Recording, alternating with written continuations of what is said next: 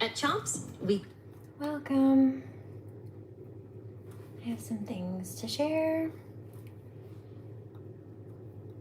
Happy Saturday.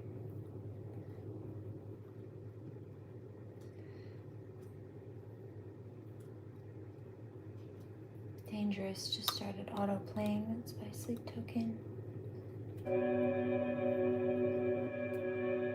I wish I could have known that look in your eyes would echo in mine and go back out of my mind across the line. When was the last time I felt like this? That desire returned to place. It's like you're dangerous to me. I notice every time we meet, I feel the ground beneath my feet giving way. You've got me soaking in myself. Hello, South Africa. As if you're conquering my dreams. You have awakened what's beneath again. Thought I could resist you. Something in me just cannot but exist. True love. Hi, Mary. How are you? One last time. So when's the last time you tasted that? What would it take to stem the fire?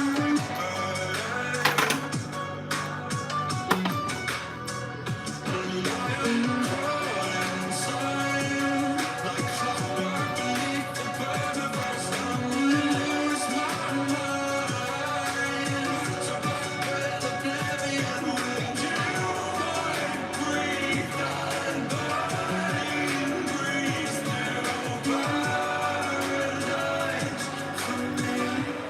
It's like you're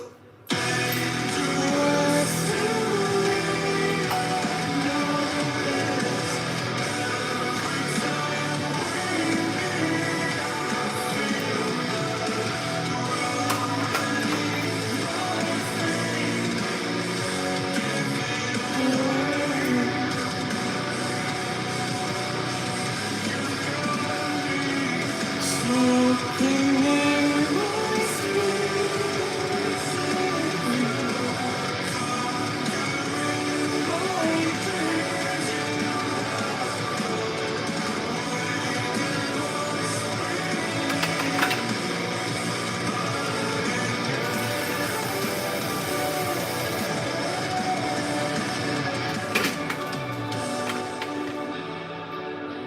to show me how to dance forever.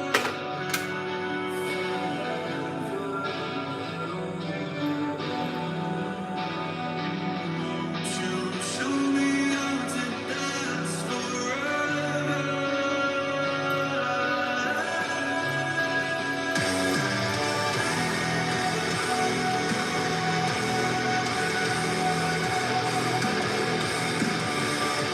I am chill standing up.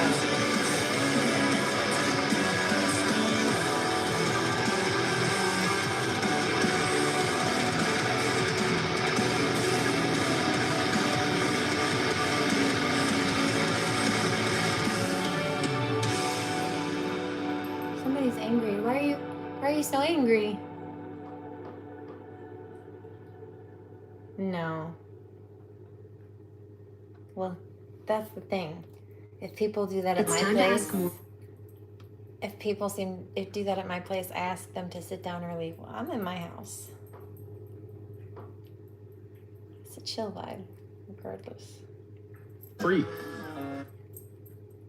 Unless somebody gives me a reason to pop off. Queen.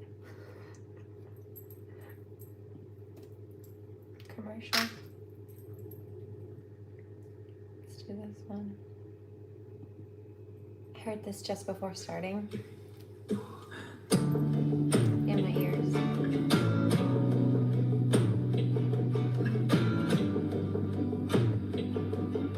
You're in my tea corner. How could this not be chill? Usually I make sleepy time or chamomile or lemon cake. We love that lemon cake tea in this house. I do anything. Settle down with me. Cover me up. Cuddle me in. Lie down with me. And hold me in your arms.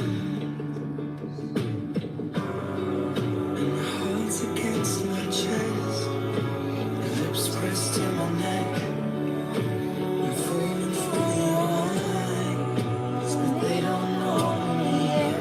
And with a feeling I forget, I'm in love now. Kiss me like you wanna be loved. Wanna be loved. Wanna be loved. This feels like falling in love. Falling in love. Falling in love. Settle down with me, and I'll be your safety, And you'll be my lady. I was made to keep your body warm, but I'm cold as the wind blows. So hold me in your arms. Oh no, my heart's against your chest. Your lips pressed to my neck. I'm falling for your eyes, but they don't know me yet. Under this feeling I forget, I'm in love now. Kiss me like you wanna be loved.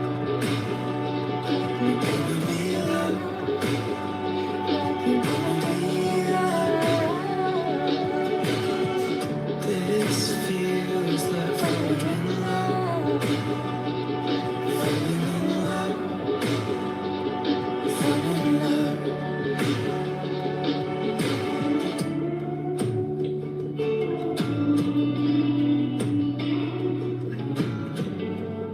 You know what I was just hearing actually by Sleep Token clairaudiently? Speaking of falling in love, I heard Fall For Me again just before I started here. Also Emergence, and then To the Windward, which I love that one too.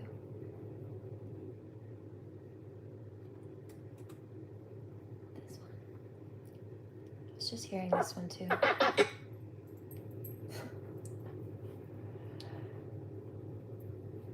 Somebody's mad. Shh, relax, listen to good music. In a city of ice, there are burning cathedrals, turning the skies into glass. And through echoing futures are the beckoning sutures that harsh at the wounds of the past. So won't you fall for me? Won't you fall for me? Through a fractured existence, won't you fall for me? Won't you fall for me? From reality to the rhythm of eternity, won't you fall for me? My insecurities surround me like lions in the den, and I feel like I'm losing touch with what I am again. Slowly I remember why I cannot pretend that I never think of you, and all this screaming silent. Oh God, I wish you were. So won't you fall for me? Won't you fall for me? Through a fractured existence, won't you fall for me? Won't you fall for me? From reality to the rhythm of eternity, won't you fall for me? Won't you fall for me? Won't you fall for me? With my love is your God, then won't you fall for me? Won't you fall for me? For reality, I am yours in the end, so won't you fall for me?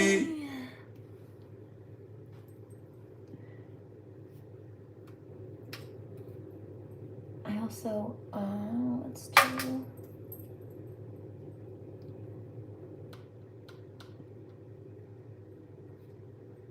Can handle this one. I love this one actually.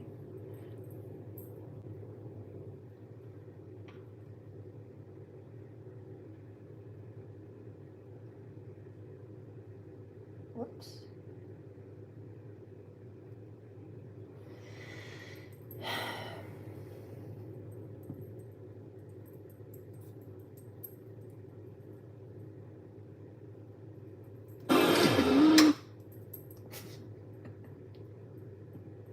How's everybody tonight? And please make sure that you hydrate. Me too.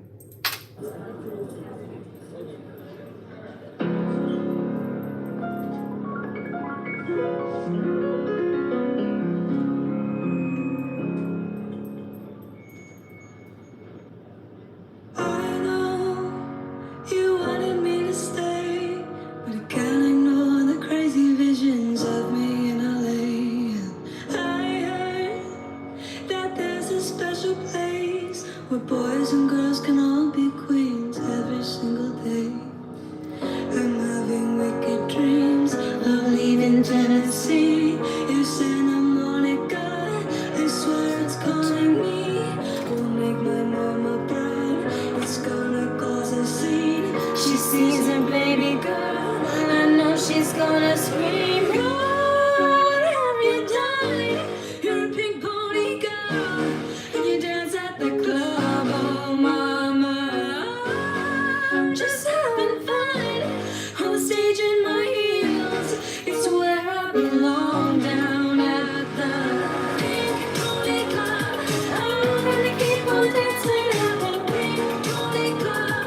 I'm gonna keep on dancing down in West Hollywood. I'm gonna keep on dancing at the pink pony club. Pink pony club. And dolls are on the floor. Lovers in the bathroom and the line outside the door. Black lights and a mirror disco ball. Every night's another reason why I left it all. I think my wicked dreams are here from Tennessee. Oh, Santa Monica, you've been too good to me. Will make my mama proud. It's gonna cause a scene. She sees her baby girl, I know she's gonna scream. God, have you died? You're a pink pony girl, and you dance at the club. Oh, mama, I'm just having fun on the stage in my heels. It's where I belong, down at the pink pony club. I'm gonna keep on dancing at the pink pony club. I'm gonna keep on dancing down in West Hollywood. I'm gonna keep on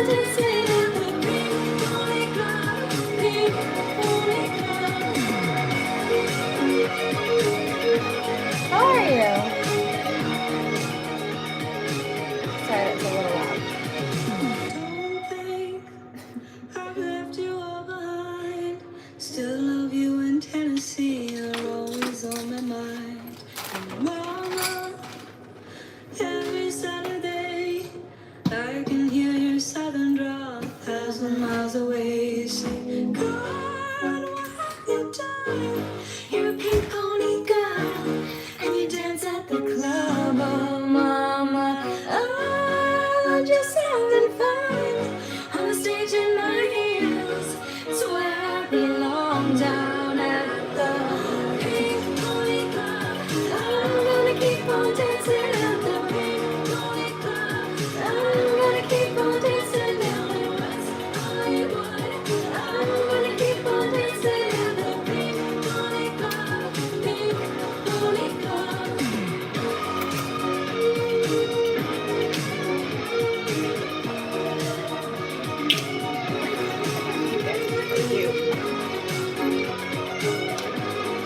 How are you? I'm fantabulous. Cheers.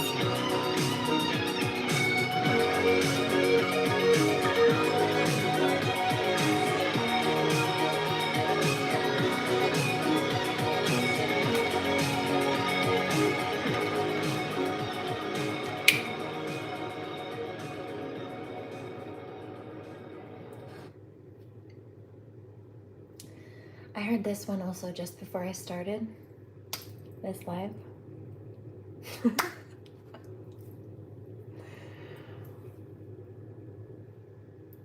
Somebody's mad. Why are you so cranky? I feel that. Relax. Breathe. Please and thank you. Por favor, s'il vous plaît.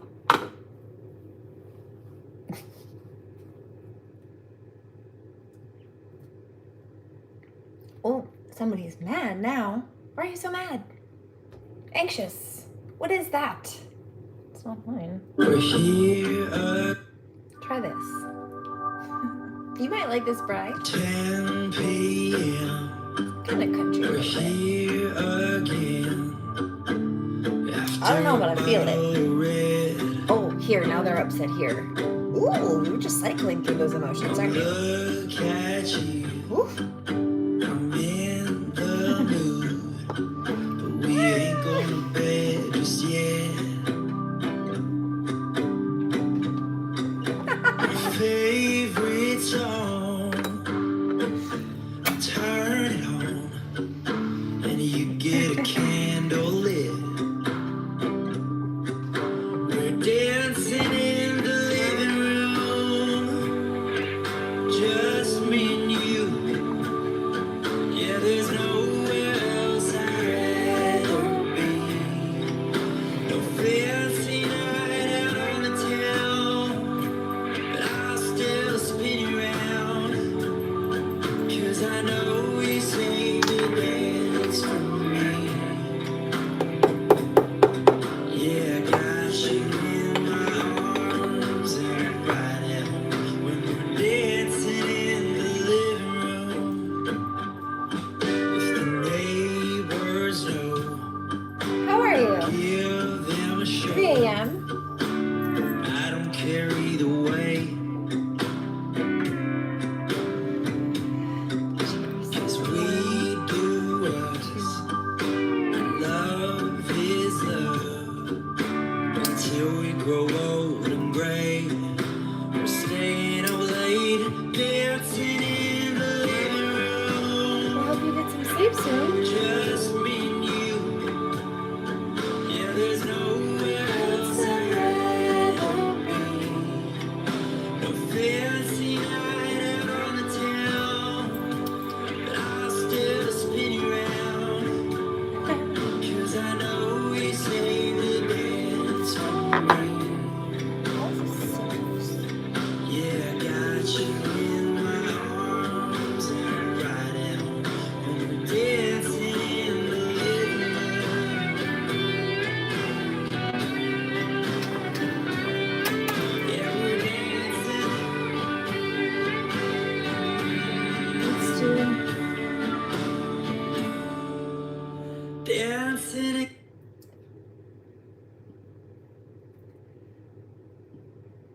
I heard this one earlier too. Let's try it. Oh, that's a commercial.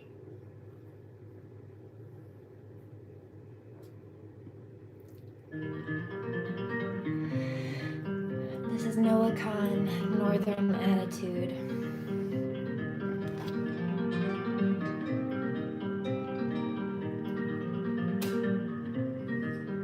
Breathing in, breathing out.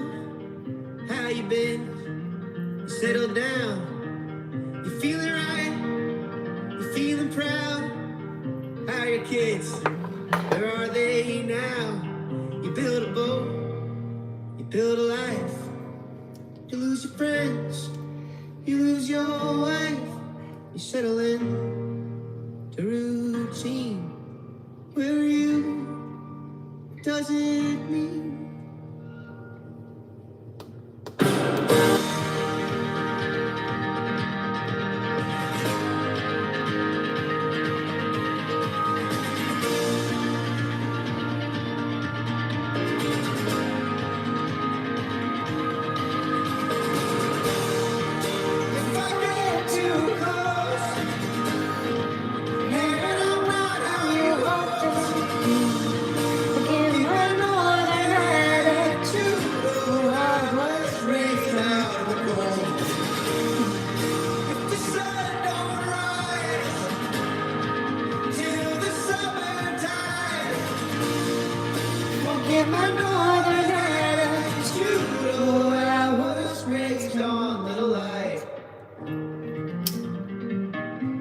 Goosebumps though.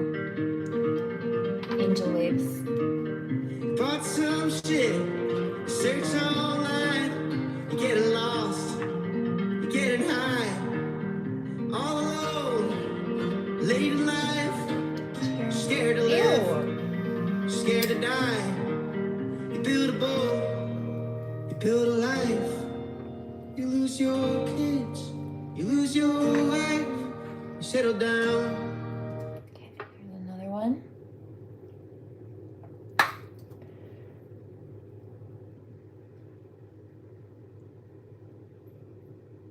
I was talking about this topic exactly, and then this came on the radio earlier, immediately after. If you're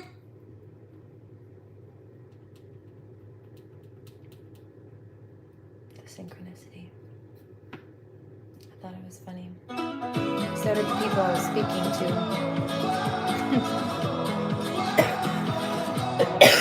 Just random, the regular radio in the car. Of the shadow, I got a feeling it's season that'll make me grow. I'm still breathing, I got praise in my lungs, in the choir in my soul, can't steal my joy.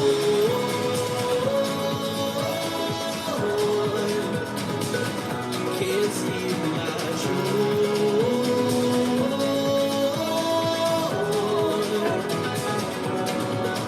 What the world couldn't give, no, it can't take away. Sorrow only comes when it can't steal my joy.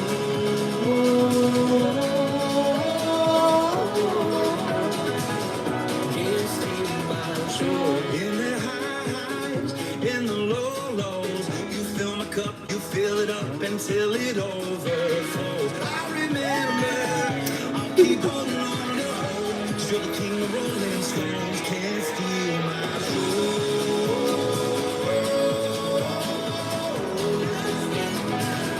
Can't steal my joy.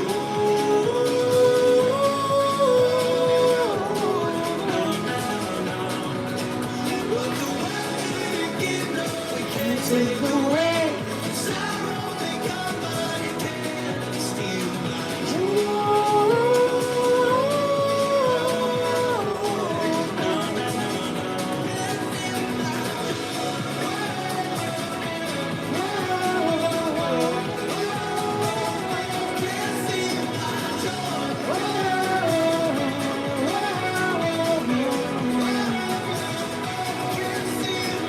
joy, joy, joy, down in my heart, down in my soul, deep in my bones. I got the joy, joy, joy, I can't contain, nothing can quiet my praise.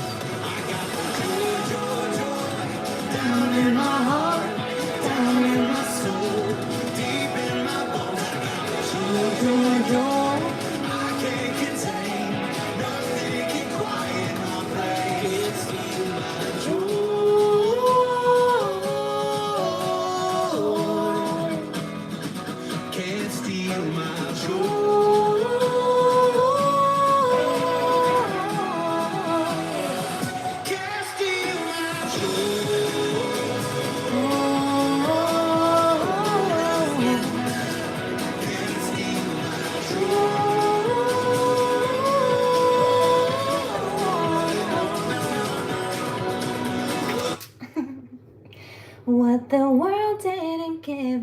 it can't take away.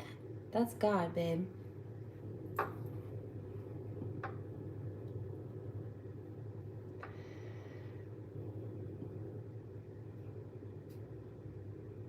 I heard this one earlier too, clairaudiently.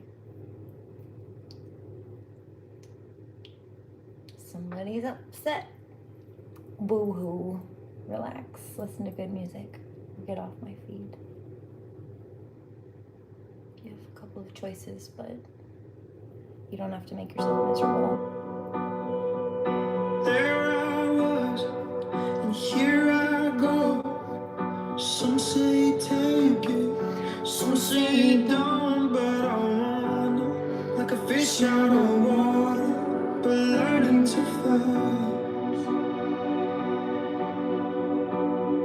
And here I am, you told me so, to spread my wings, don't give up hope in the darkness. When I'm in the darkness, you let me shine.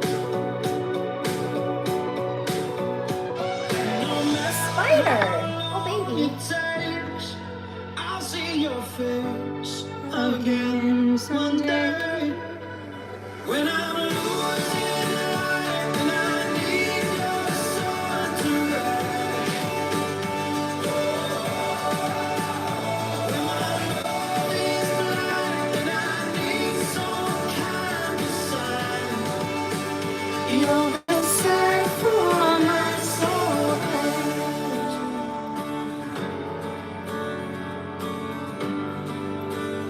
You're a sign for my soul. Give or take, win or lose. You push me away, but you're pulling me through in the No, there's no need to kill him. like ice in the fire.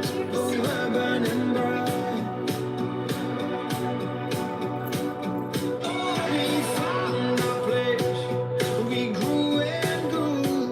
And the skies are gray, but you're still in bloom in the darkness. Now All right, let's do. I heard this one as well earlier a couple times. Oh, don't lie to me. I know you can play. Preference? Technical difficulties. I got it. I fixed it. Another bowl pack though. How is everybody? Remember to hydrate. Please and thank you.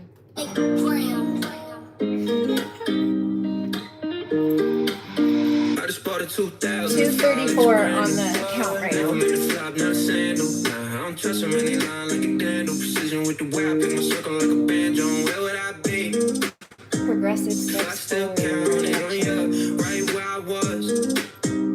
Now I could sneeze and drop 100,000 on you. 1, 2, yeah, it's just a mix of the good days and the bad ones. Hope the good days outweigh the bad ones. Get your money right, let it rack up. If I go, at least I know I meant something to someone.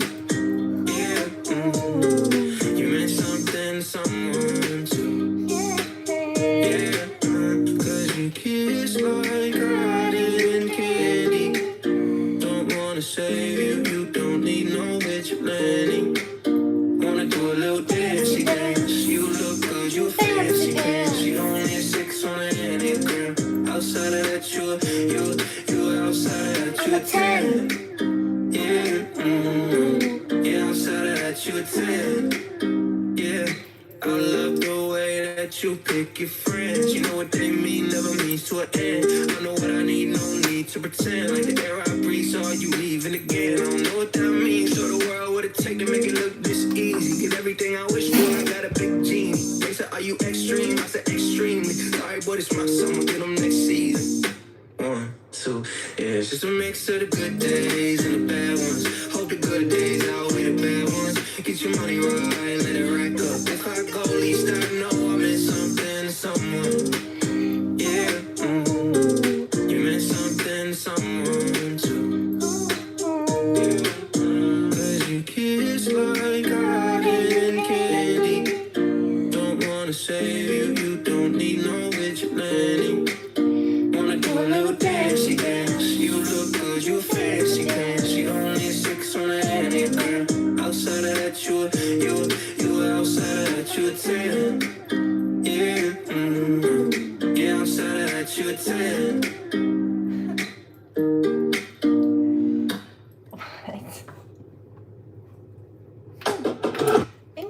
choice of words. This one, I also heard this one clairaudiently earlier. Actually, let's wait on that one. We'll go. I also heard. Hear it again now. Emergence.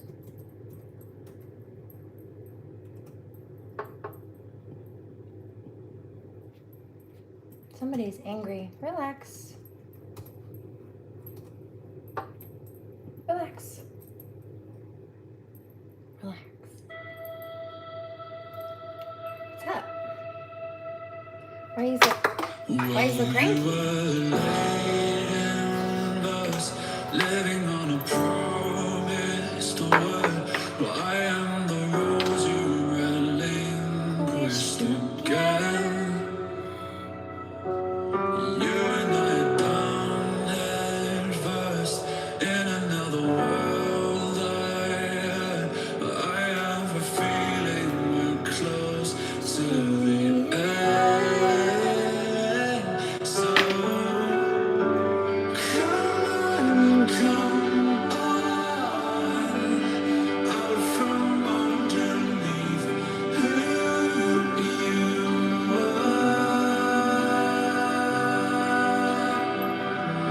come on now.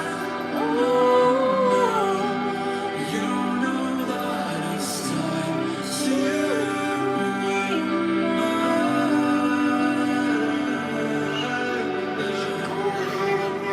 arms around me, arms around me, yeah. Go ahead and wrap your arms around me, arms around me, arms around me, yeah. Go ahead and wrap your arms around me, arms around me, arms around me, yeah. Go ahead and wrap your arms around me, arms around me, arms around me, yeah.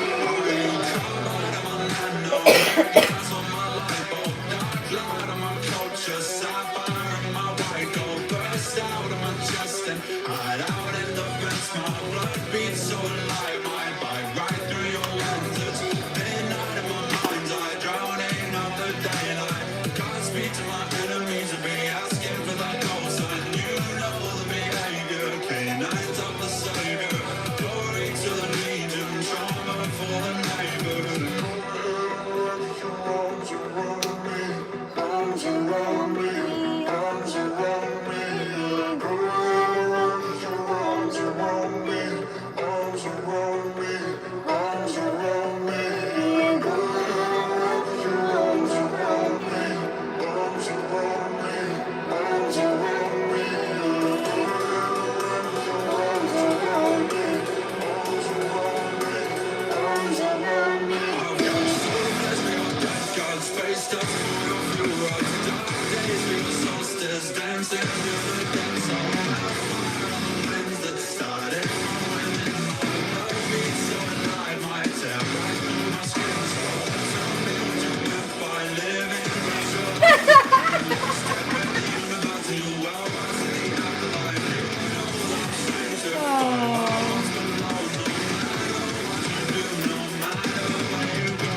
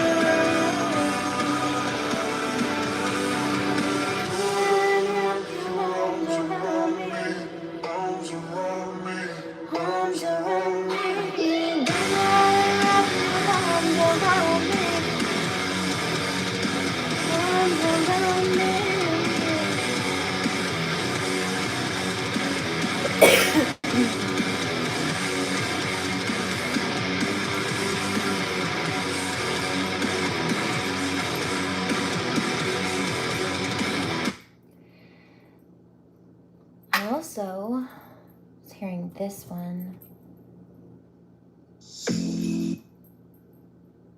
I do have a Bad Omen song, actually. I think already up here somewhere. Do I not?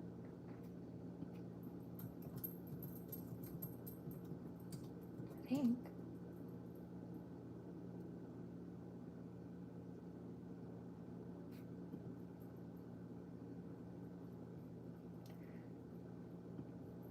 Do this one first.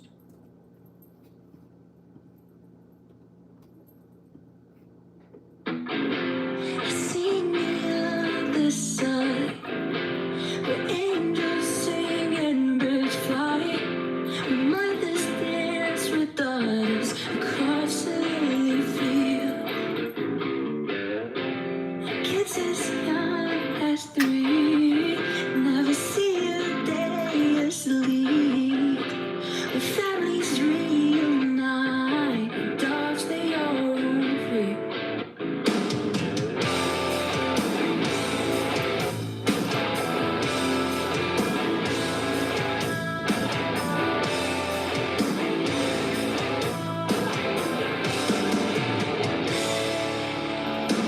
Soon I wake up, the heavens left of me.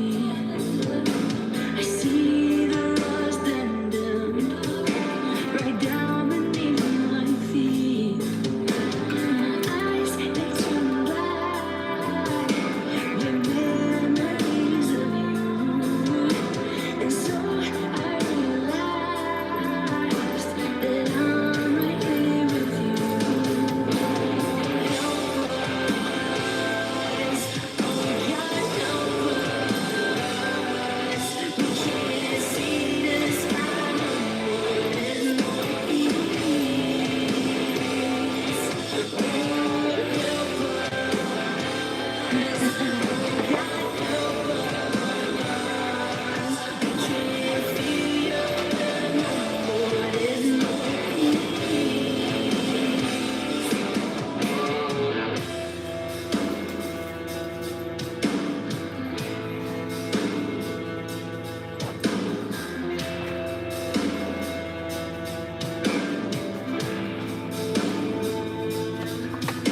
I made myself a sheet with yours dark as me. I climbed the highest mountain that I could ever see.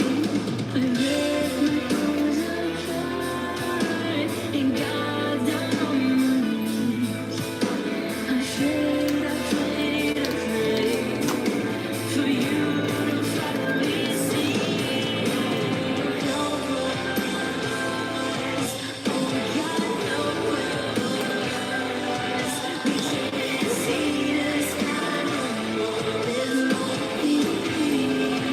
When do we apply to offer our souls? Are you saying you'd like to worship me?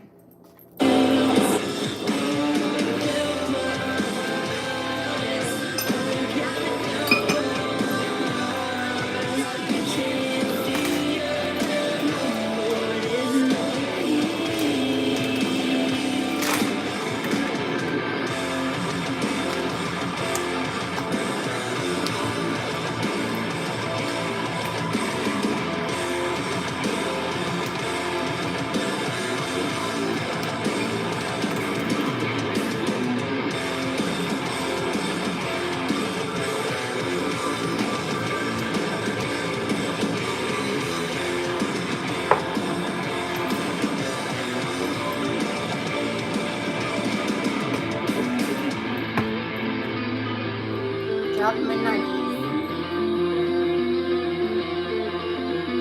I saw another one from over here somewhere. So I can get it later.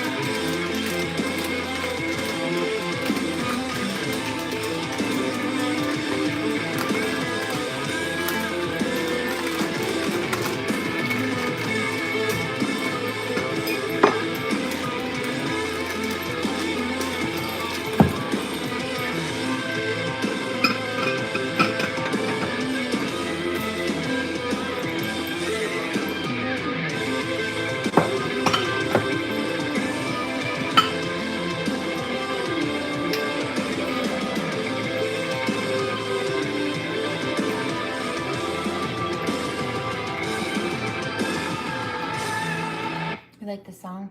It's called Help Us. It's by the Villains. And I don't know how to pronounce this first name. It's Nxcre. It almost looks like Nextcore. Nextcore. I don't know. I don't know. So feel free to check it out. Anyway, moving on. That's strange. This came on when I was in the shower, interestingly enough. It does a lot, actually. Either I'll hear it clairaudiently or it'll come on an autoplay while I'm in there. Pretty consistently without fail. It's kind of funny, actually. I enjoy it, so it doesn't matter, but I did notice after a week or two. From the grotto, sound like a supermodel. When I would wake in staccato, no lightning in a bottle, just one eye on the target, and two clicks on the throttle. Somebody says that's funny. It is funny. Go to get in the shower and all of a sudden the whole team spits this in my ears. They got jokes. I know now. Infinite baths. That even if I am frozen, time never a ghost in my nightmares of the ocean. The precipice I'm approaching, well, you will empty the darkness. You will keep me in motion. I know now.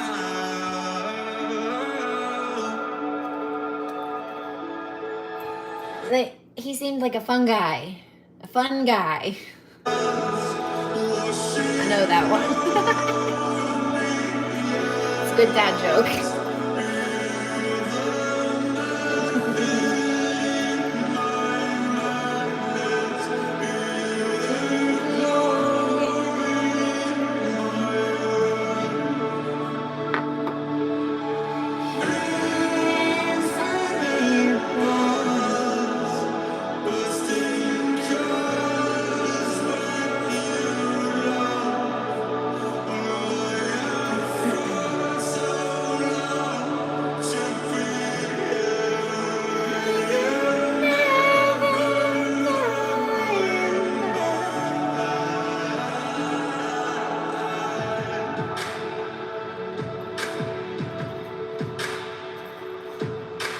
No spliffies, no tobacco in this house, but good green. Even if I'm on my own, well, the silence is deafening. I could be stuck here alone. When even my future is threatening, something is lifting the bones. Something is dancing their revelry. Wider than oceans below, taller than titans on box springs. The waters of war, where they used to run freezing, where they used to be stones. My heart is fleeting. I'm so tired inside. I could sleep through my last night, but I'm finally here. I'm not leaving this time.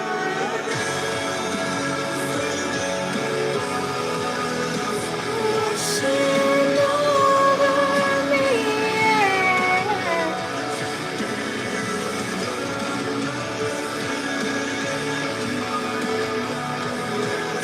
You go glory in my way.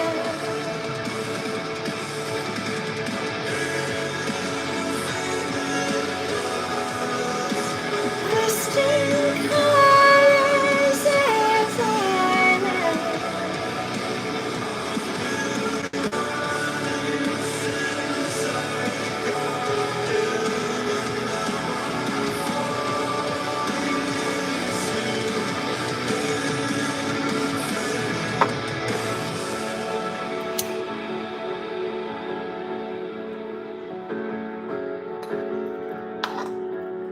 Angel waves. Seraphim sanctuary.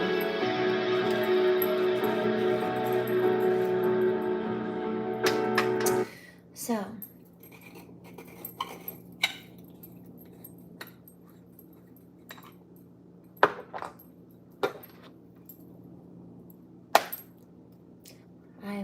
American.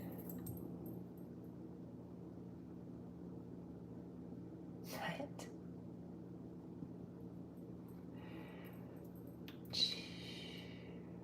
Let's do, I heard this one earlier too, a little while ago. It's kind of a fun one, but it also is a true story, bro. And it needs no dragons.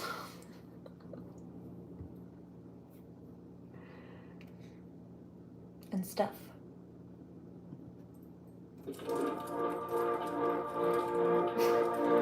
Remember when we all got drunk? I ended up with 2 broke thumbs. Oh my god, I felt so dumb. Lucky me. I wrote a song that no one knows. I played a show and no one showed. Oh my god, I felt so low. Lucky me. When all is going wrong and it's scared as hell,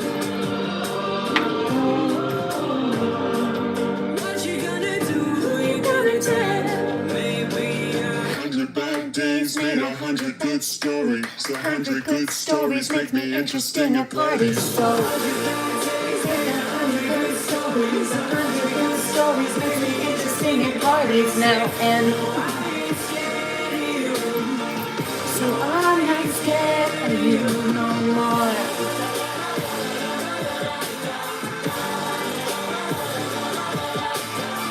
No, I'm not scared of you.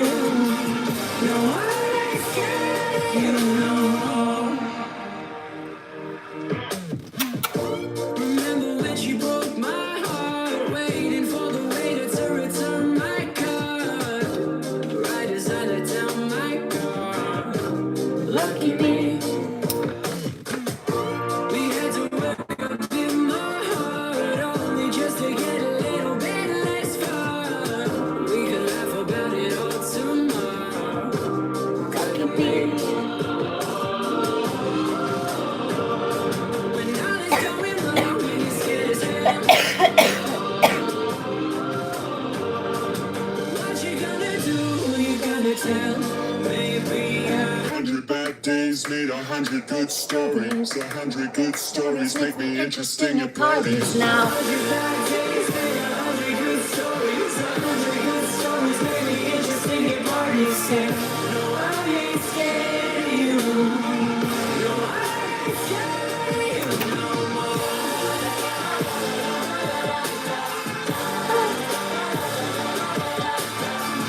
No, I ain't scared of you. No, I ain't scared of you no more. oh, somebody's cranky and pouting. I saw that and felt that. I also heard this one earlier.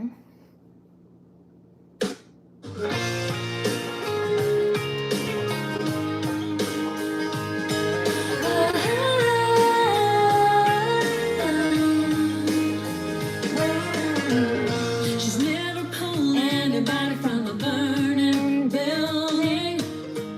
She's never rocked Central Park to 500,000 fans screaming out her name. She's never hit a shot to win the game. She's never left her footprints on the moon. She's never made a solo hot air balloon ride around the world. So she's just your everyday average girl. She is somebody's hero, a hero to her baby with the skin up knee. A little kiss is all she needs. The keeper of the Cheerios, the voice that brings nowhere to life. Bedtime stories every night, and that smile lets her know she's somebody's hero. Oh, she didn't get a check every week like a 9-to-5, but she's been a waiter and a cook and a taxi driver for 20 years there at home. Until the day her girl was grown, giving all her love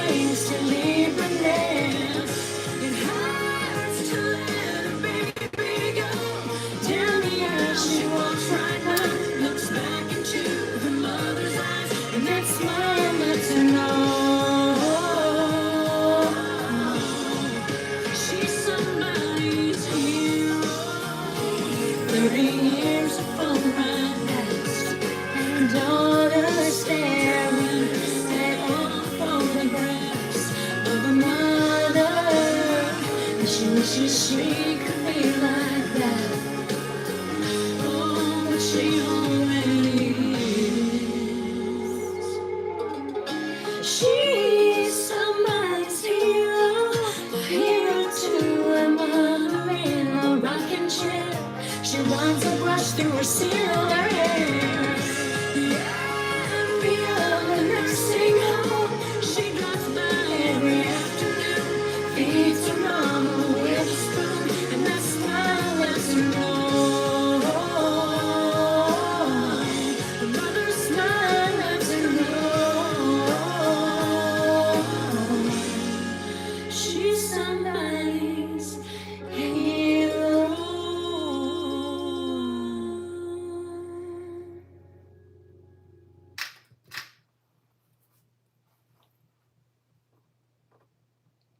I heard this earlier too. I've also been, well, been in big high priestess energy. There's been a lot of Egyptian resonance. Isis. We're also still clearing through that scorpionic energy, so that does make sense. If you know the story of Isis and the 7 scorpions, then you know.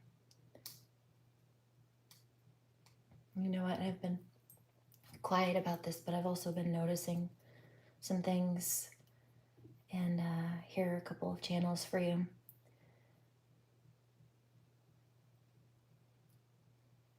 Somebody's mad. A lot of the people who did us dirty, they're catching karma right now, right? And so a lot of us, we've taken our hands off of the situation, but our ancestors and spirit team, yeah, they just got started. That's one.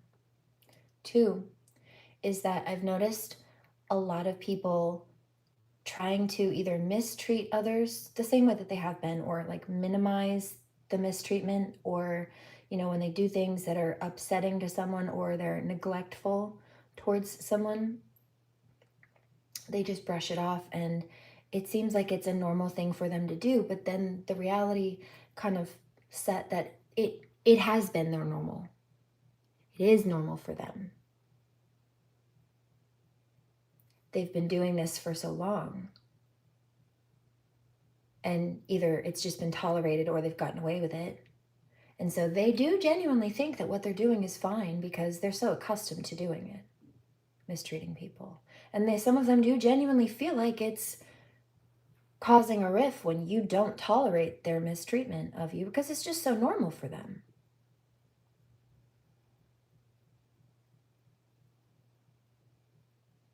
Cause a ripple anyway.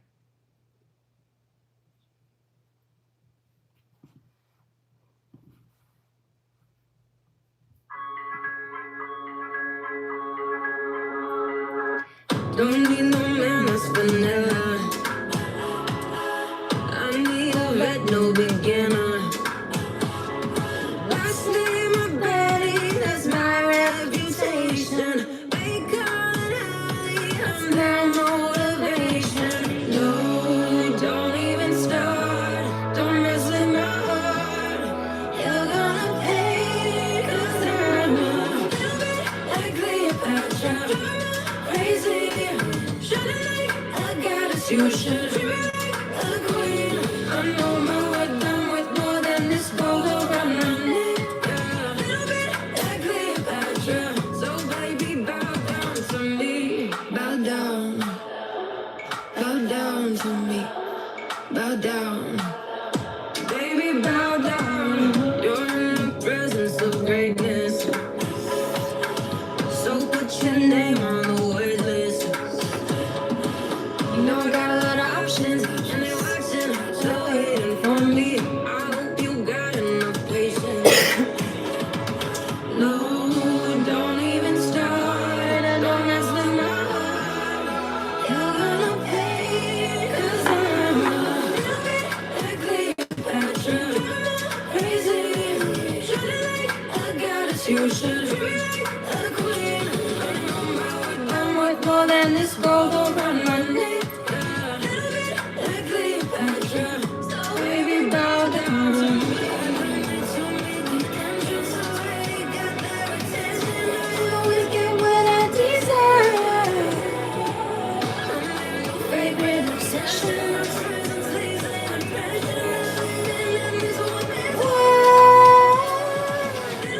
Like Cleopatra. Crazy, shining like I got a fusion. I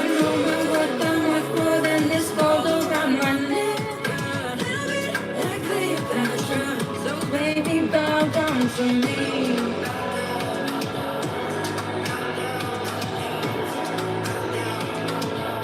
Maybe bow down to me.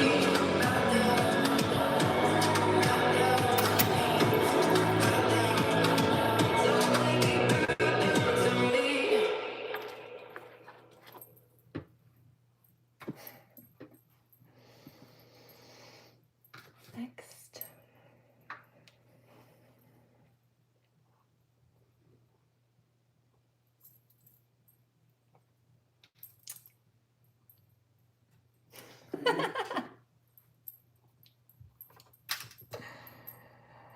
Oh.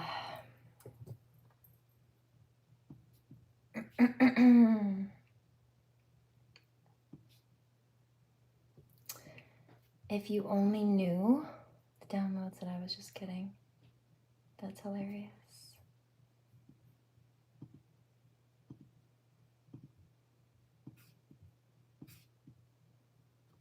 Cleopatra. I was picking up something about the Euphrates River as well earlier, and the Euphrates specifically is the division of land and waterways that she split up and gave to her children to rule.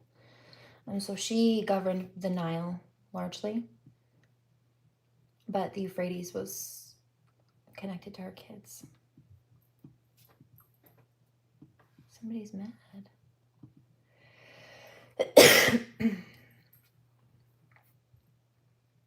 Why are you so cranky? Just asking for a friend. Just kidding, I'm asking for myself. I'm very curious. What made you so angry that you felt like you needed to come over here and lash out at other people? Just wondering. Hope you feel better soon. Get well soon. Jealousy's a disease, babe.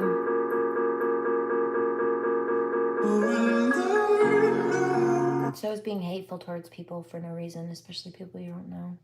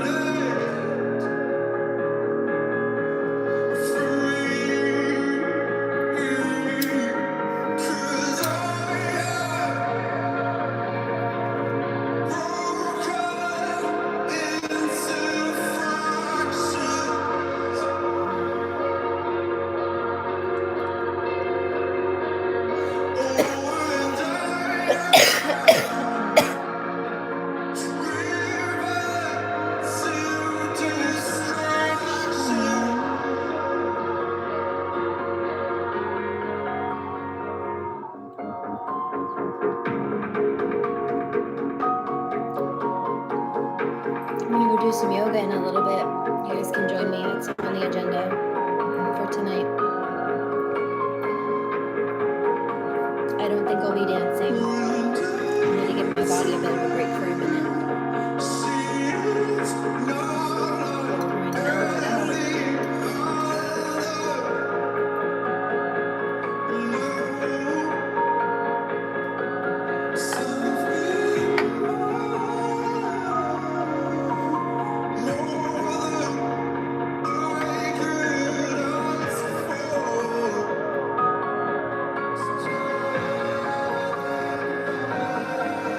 Cause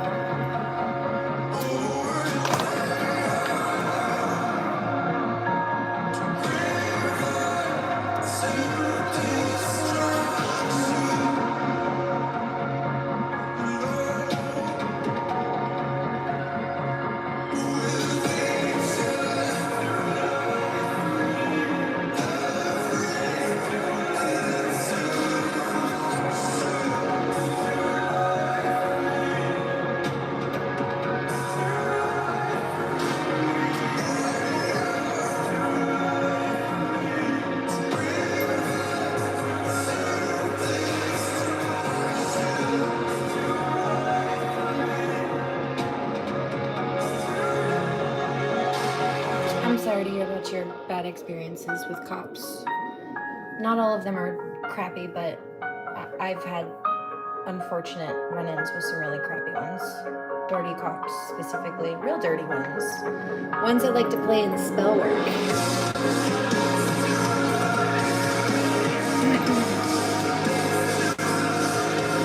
Just a quick note on that. I mentioned some of this the other day, but as far as the Freemasons go,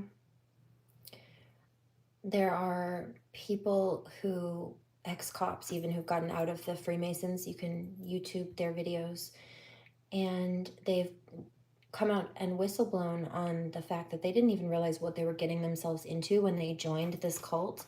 And that's because there are levels to it. They don't tell you all the dirty details when you first get in, because they know you probably wouldn't join, or you wouldn't jump through hoops for them to earn those upper levels if you knew what the upper levels contained or what was really going on behind the scenes. So some people are just evil, or they're greedy and they don't care as far as hurting people and sacrificing people goes, and what have you. We're talking about the Freemason Society, and that is a cult.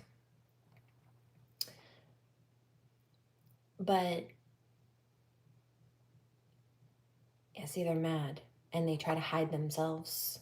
No, dude, I ripped the mask off of that. I call for divine intervention on all of that because it's foul and it's blasphemy. No. Dirty cops be gone. May God strike you down with lightning.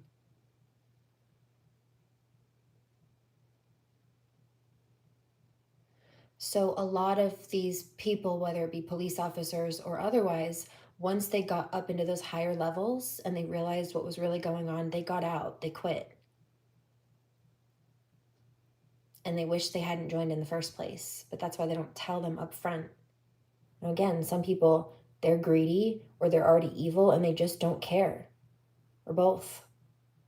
So they're willing to run through those levels and stay there once they get there. Especially if getting there corrupted them to a point where they'd rather have power than anything else. So local police lieutenant running the local Freemason branch here, he listed himself as a master. They started targeting me, and I spoke up about it because first rule of Fight Club, any secret society, is don't talk about Fight Club. Don't make yourself known. And they did that.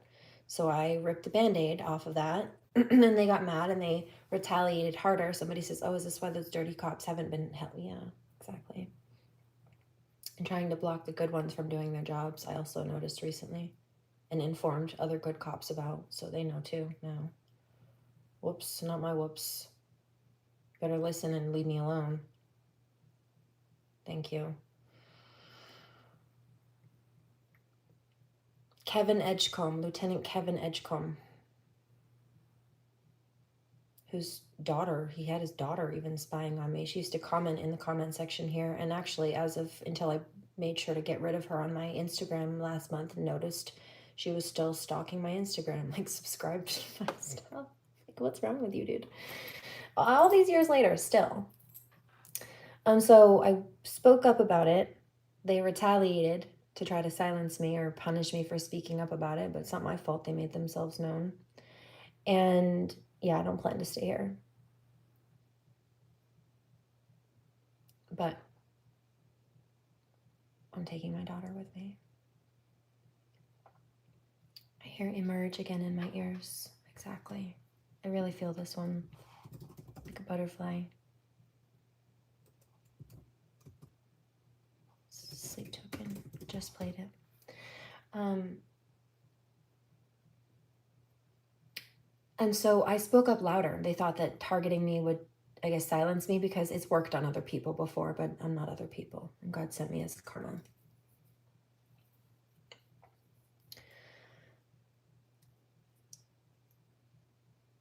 So then what they did, because they got further exposed, was all of a sudden, they used to have this public website where they would list all of their dates where they'd meet every 2 weeks, and the places they'd meet and the time, and like it was all public.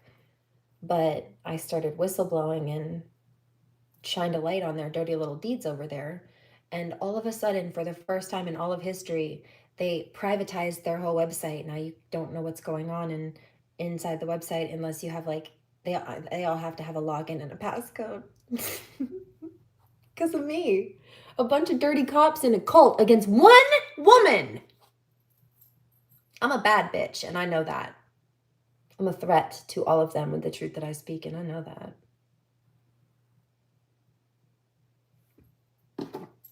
I wear this crown proudly, thank you. And I straighten my crown and handle that shit. Dust it off. Anyway, subsequently. Oh wait, I forgot a part. They targeted me. I spoke up about it. They targeted me harder. I spoke up louder. They demoted the lieutenant. They stripped him of his rank in the cult. Like, they knocked him down levels. He was no longer allowed to be the master. Because of me. You should have left me alone.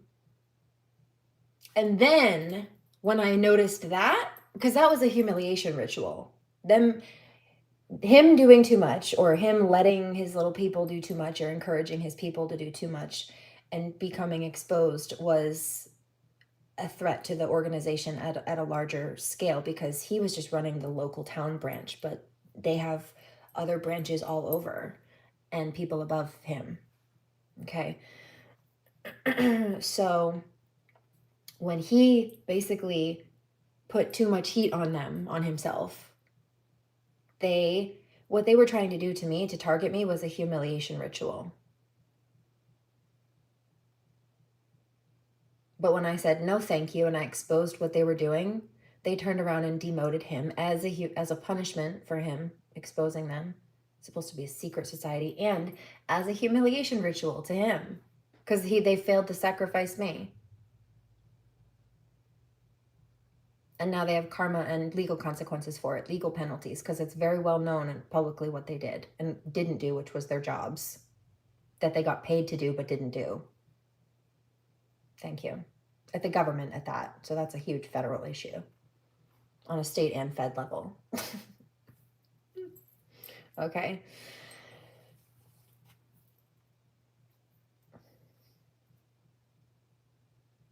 Then they privatized their website after all that was said and done. Because every time they thought that they were doing something, they did too much. And I noticed and spoke up about it as a whistleblower. Hey, they're targeting me. We're going to target you harder. Hey, they're targeting me harder. Okay, we're going to demote the Lieutenant Kevin Edgecombe. Hey, they demoted the lieutenant. Oh, shit, we got to privatize our website. This girl's a threat. She sees everything we do, even when I still do. You privatize it all you want. I'm psychic and you're not very smart.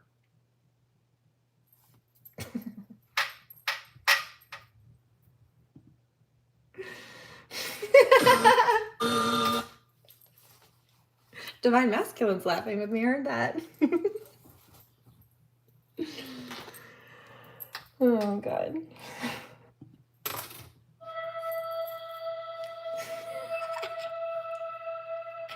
God.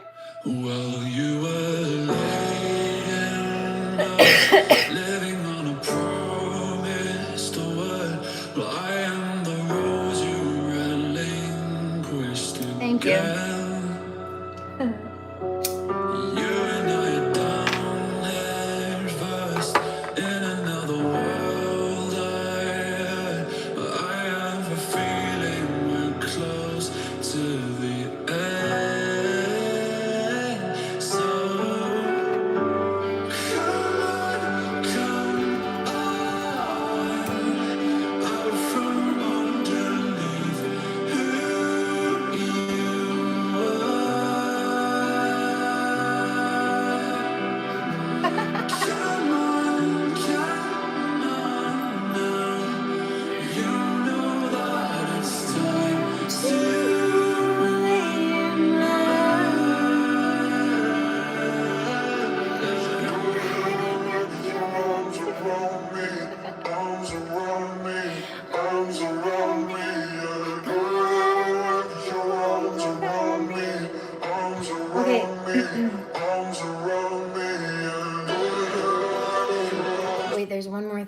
share with you because they really tried. All right. I think last night I mentioned, I picked up that there was spell work being tried to mess with people's lives, even death magic and stuff. Some of these people were sending in a group, cult, coven nonsense. So not surprising that came up, although it was a different energy. However, some of them are attached to that group too. So that's not surprising either.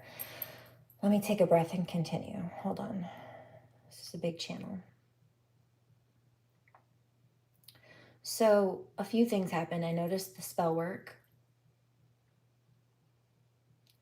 And then there was an issue with, I needed to re-up on some supplies. And there was an issue with some things.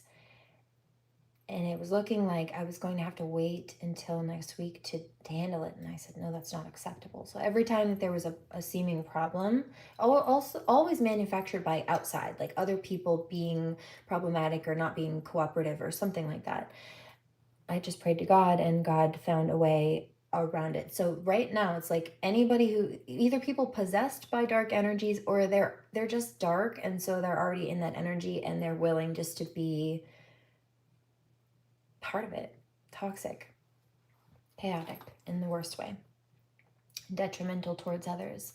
And then my mail also was being tampered with again. Now, I noticed this because I've been keeping track of things thoroughly.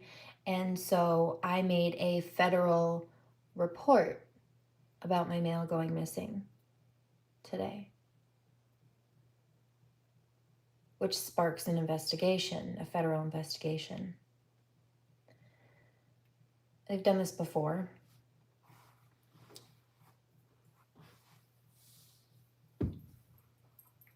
You see, somebody said something, well, weren't they just like recently hacking the devices? Yes. So they tried that recently again too. But at the mail, I made this federal report, and then not a few hours later, one of the people who is involved with these crimes, but also happens to have a job at the post office, showed up at my front doorstep delivering it. What are the odds of that?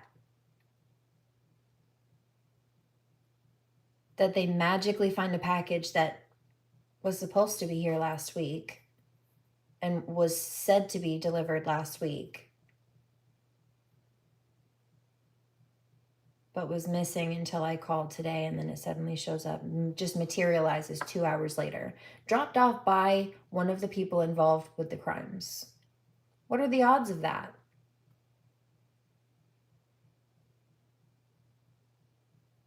Right, I heard that was slim to none, exactly. But you see, at this local branch, he's like one of the main people in charge, so he would be the one to get the phone call from the feds. Yeah, shitbag.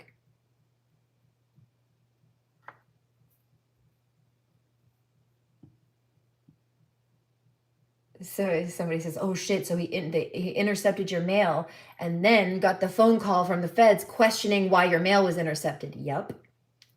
Oh, I don't know, maybe, oh shit, I gotta go fix that. And he's the one who dropped it off.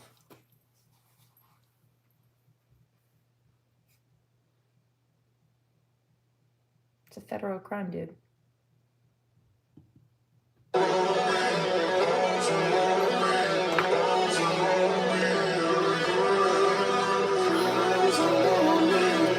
Somebody said, well, wasn't it? Yes, before it was, they would steal court papers, just not deliver court papers, especially about impending court dates and anything that I would need to know to protect myself. Or show up with evidence and whatever, or financial papers. And then when that didn't work, they started sending like harassing, abusive, like books in the mail, basically. Nonsense, just jargon. And then projection at that. And then now they've escalated to stealing packages like bums.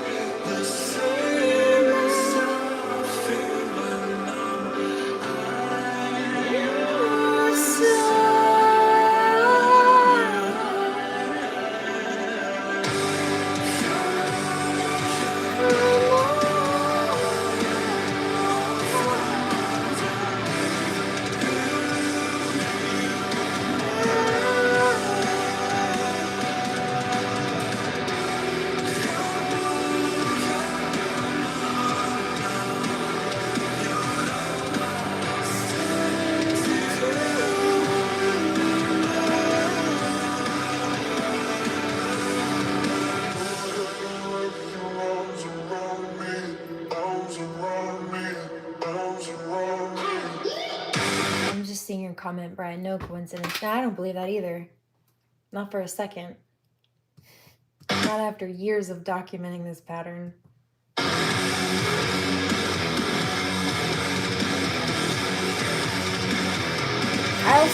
I really don't believe in coincidences, personally. I just don't.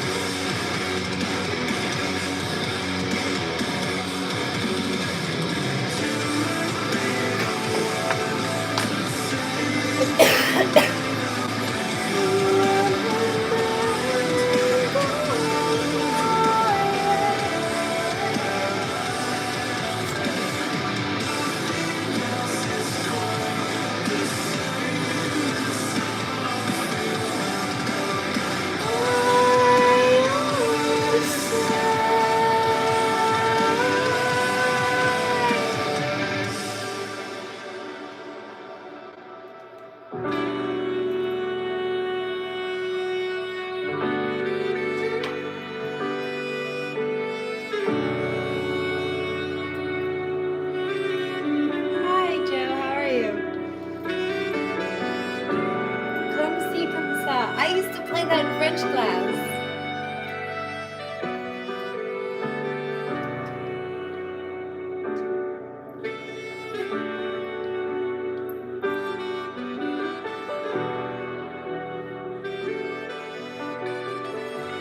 You ready, bro? You let me know when you're ready, homie.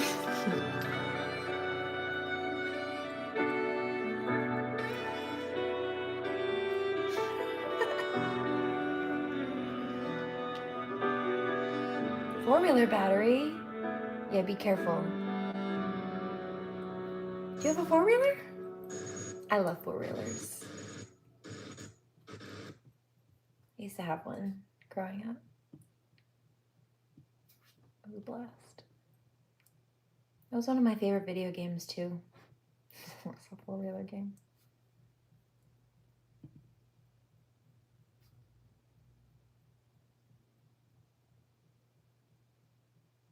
French tank? What do you mean? Are you talking to me? Oh, got it. Danko, got it. French. Look, you found another homie. But you see, I like this one.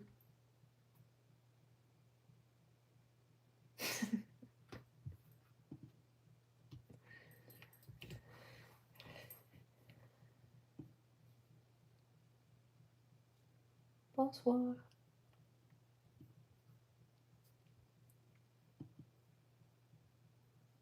Somebody's asking questions. There was another one on here, but anytime anytime his name is Joe, anytime Joe would get off, he would start being rude. Dunk hasn't done that. Dunk has done the opposite. I noticed over the course of a few weeks. Thank you, by the way. Very kind.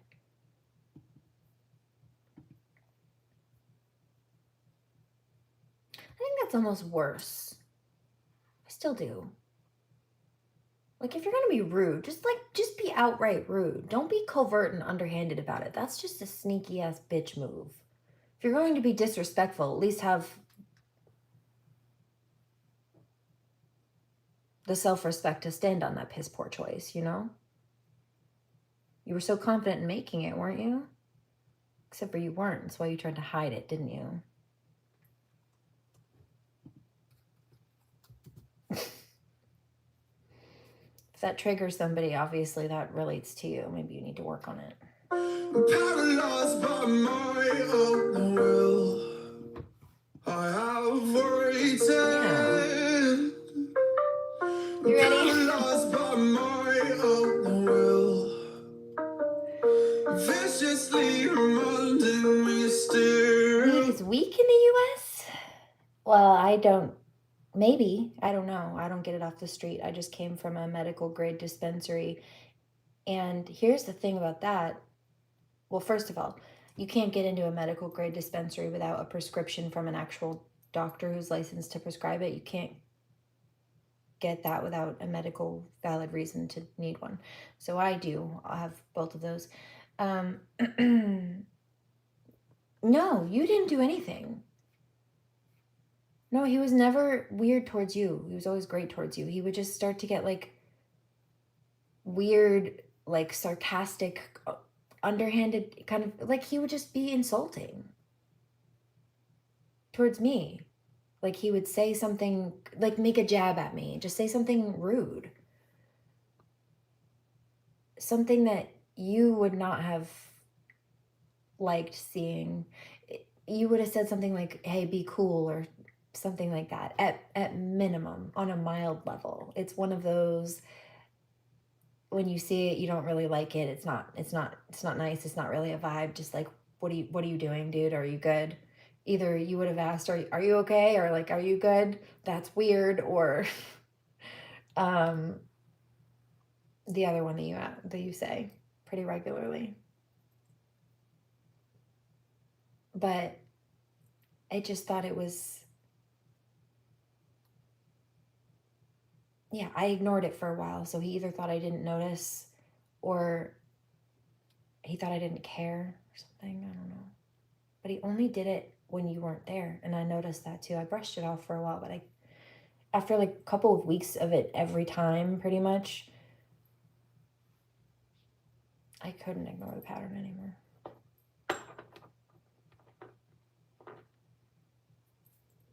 So anyway, back to the weed chat really quickly. Can't get into the dispensary without a card. Can't get a card without a medical reason. Can't get a prescription without a medical reason from a doctor. And so I have those, but there was a new, I needed my phone to transfer some things around, and I don't normally do that. And so I normally won't bring the phone in like that anyway, but I did today, or I went to, and I actually had to stay out of the dispensary with it because some people were caught on Bluetooth, like on the phone on Bluetooth, and they were ordering stuff at the dispensary for themselves, but what they were really doing was listening to somebody else order what they wanted through the Bluetooth device. But that's illegal. Like they were pretending like they were ordering for themselves because they had a medical card, but they were actually letting somebody else listen into the conversation inside the dispensary through a Bluetooth device to quietly, like secretly decide what they wanted so that the person with the card could buy it for them. You can't do that. You cannot do that. That is illegal. So all of a sudden now nobody can bring their phones in, which is fine. I just transferred it outside really quickly and then went back in to handle my business. But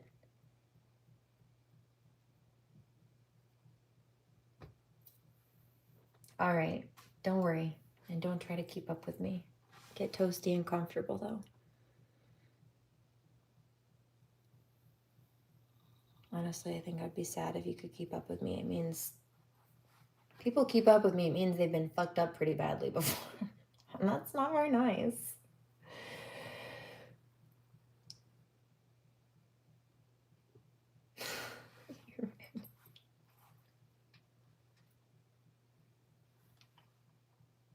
Yeah, don't do it. So there's also no need to waste the weed or the money, you know? Use what you need. It's medicine. Use it to medicate when you need to, not to get high. Cheers. 1, 2, 3.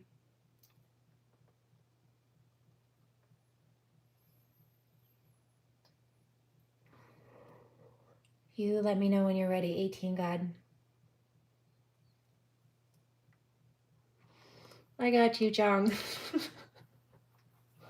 2 P's. Teamwork makes the dream work, buddy.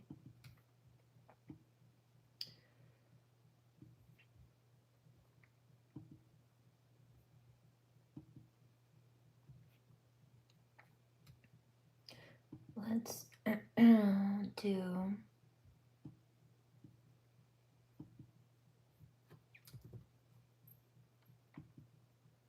Dunk said something about, what was it? There was a line. He said something, and it was a line in this song.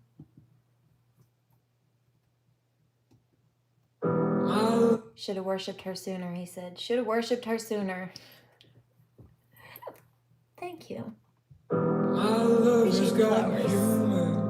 She's the giggle at a funeral. Recognition. Knows everybody's disapproval. Should have worshipped her sooner. If the heavens ever did speak, she's the last true mouthpiece. Every Sunday's getting more bleak. Fresh poison each week. We were born sick, you heard them say it. My church offers no absolutes. She tells me worship in the bedroom. The only heaven I'll be sent to is when I'm alone with you. I was born sick, but I love you. Command me to be with your cat. Amen. Amen. Amen. Take me to church, I'll worship like a dog. At the sign of your light, I'll tell you my sins, and you can sharpen your knife. I'll believe that death is dead, the good God. Let me give you my life. Take me to church, I'll worship like a dog. At the shrine of your light. Sir, you're the one being competitive and argumentative. Just relax. I've been smoking more years than you've been on this planet. She's a lightweight. Okay, so smoke some weed and relax. You sound like you need a joint. Bro, you good?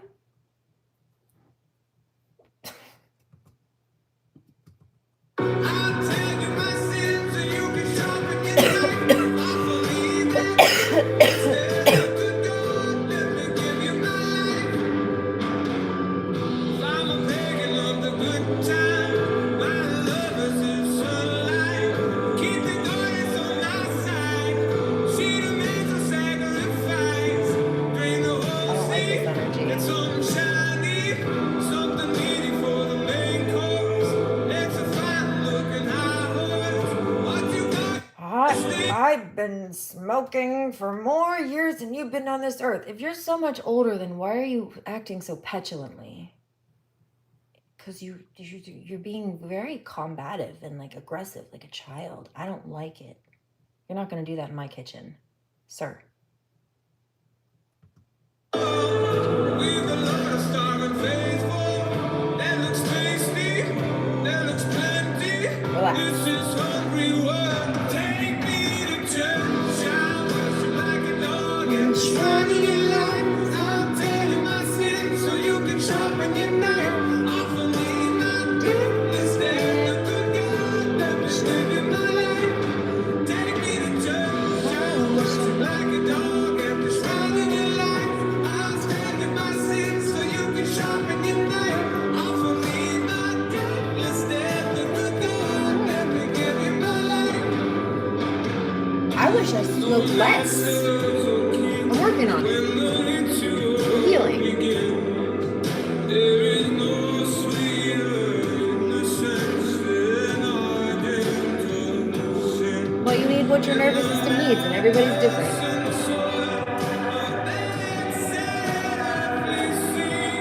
Only then I am human. Only then I am clean.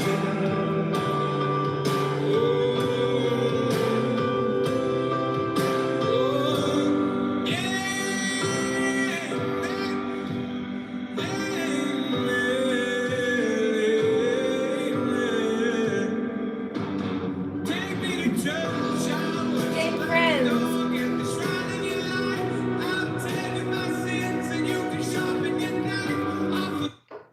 Sharpen your knife.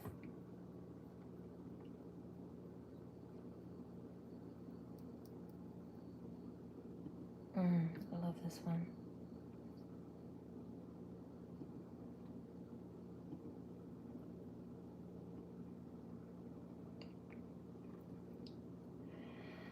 think I might change soon and do some yoga. I think there's a new true crime to watch. I think there might be a couple out. I haven't really been keeping up with those as much right now. I've been very busy lately. Just tying off some loose ends and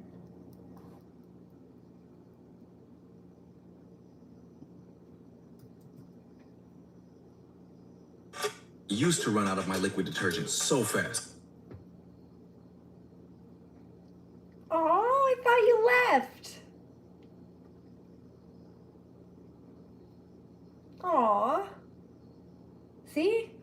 Are you mad that nobody said, I bet you're gonna talk about me when I leave? So you sat here and peeped and didn't leave, and now you're tantruming because we've just moved on and we're chilling and nobody's talking about you, so you're throwing a fit. You're back here, you're still here, and you're throwing a tantrum again. Okay. How old are you?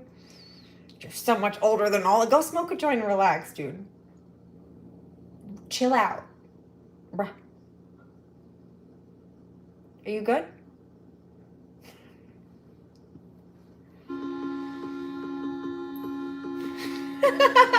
Like a whole ass tantrum. Baby, my daughter is 12. I've already been through that phase. I mean, she really didn't do that. She's pretty good. Until we both started being traumatized. And I can understand that.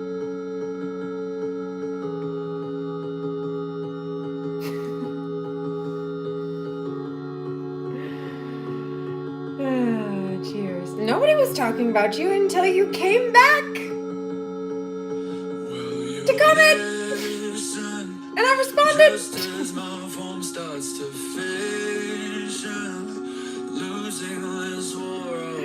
Oh, baby. Nobody will remember you. You're being blocked. You're not relevant. We didn't want you here. Your energy's trash. Bye. Cheers.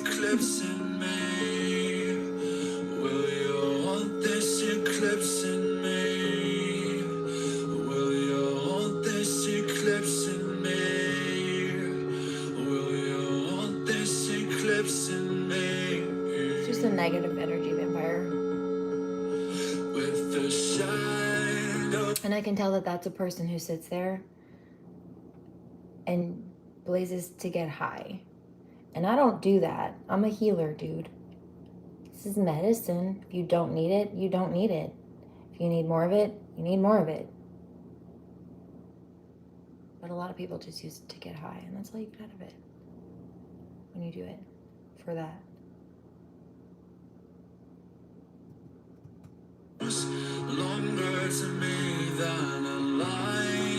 And those are the people who are immature and low vibrational and think that everything's a competition and they should have to outdo and I'm like, just relax, dude.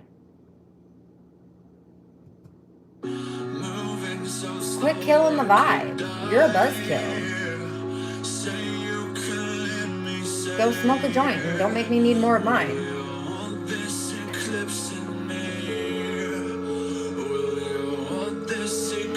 Good guy. Will you want this eclipse in me? Will you want this eclipse in me?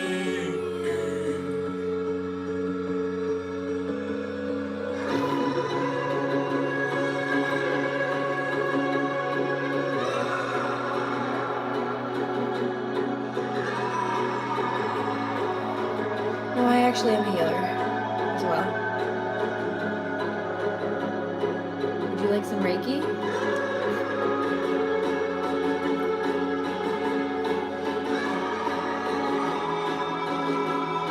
Good, let me pack up really quickly. Anyone?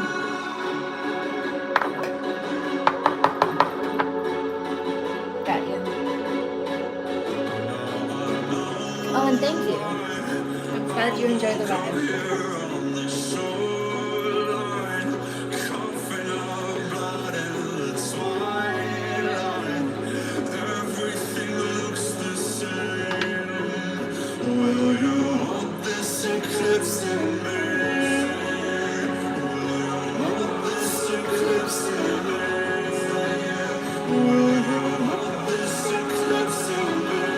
That's so funny. 18 gods headed outside. I'm ready to go, but I'm waiting for 18 gods. So you have a second to pack and we'll wait for you too. Teamwork. Teamwork. Group plays. Anybody else need a second? Cheers.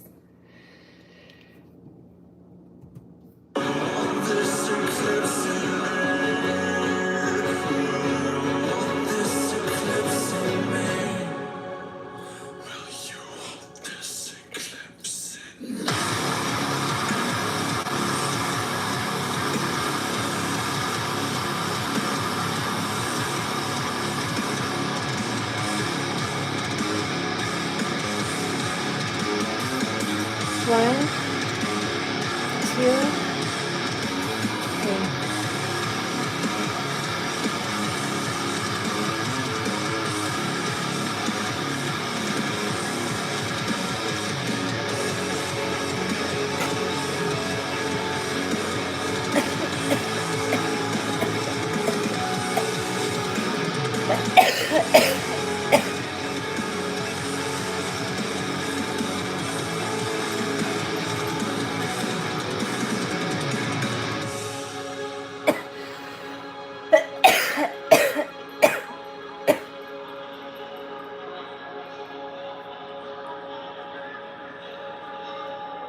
You've got eyelids heavy enough to break diamonds. You break for sound and not break for silence. Damn right faithless, I can't deny. You'll find me without a mind to get violent.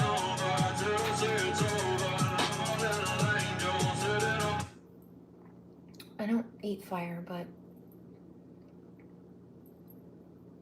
I do spin hula hoops with it on fire. I've used fire poi too a few times, but have you seen my fire hooping videos? They're there.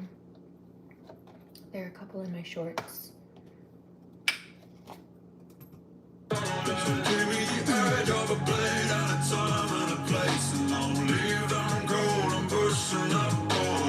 Good. How was your day? Busy. I was busy today.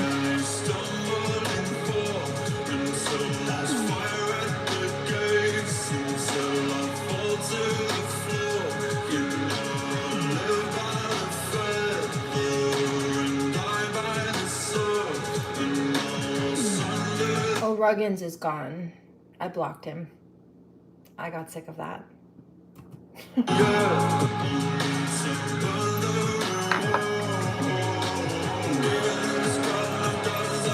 Got it for gaps.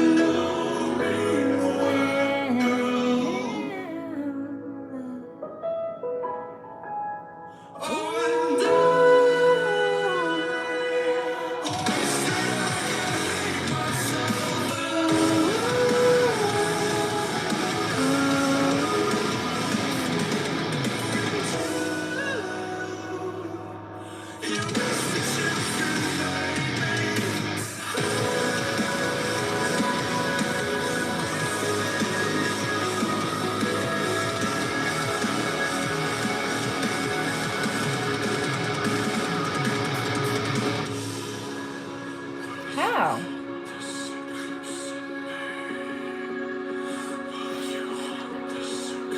That's weird. Oh, you know, the comments must not have shown up here. They must not have come on my screen over here. Sometimes they don't. Also, is it my birthday? No.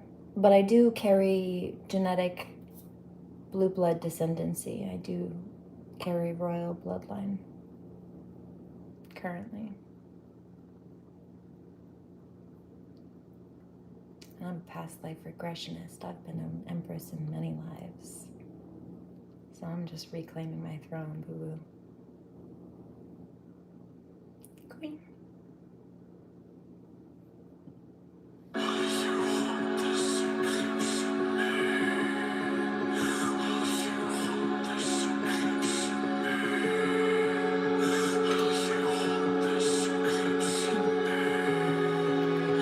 What's your song?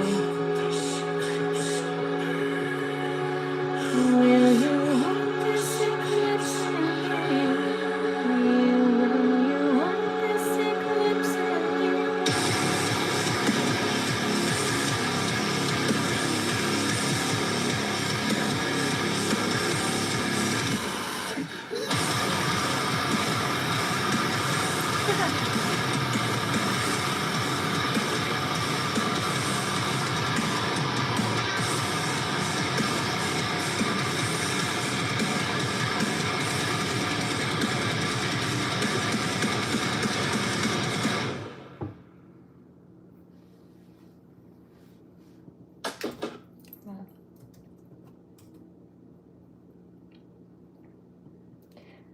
I think you might have sent it to me, possibly. Maybe. Please, man, I'm pretty pleased with the cherry on top. King. I don't know, but I like it.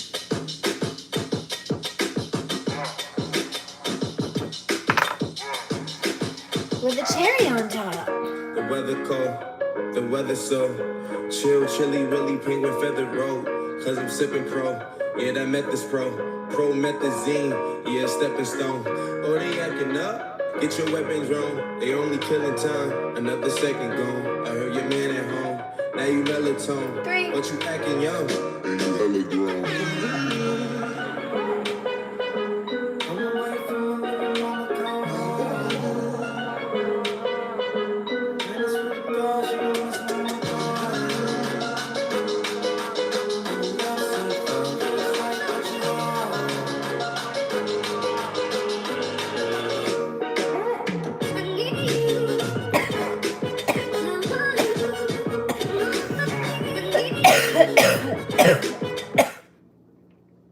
You shouldn't try to diagnose people, first of all.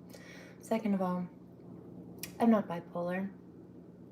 If I was bipolar, it wouldn't be up and down so fast.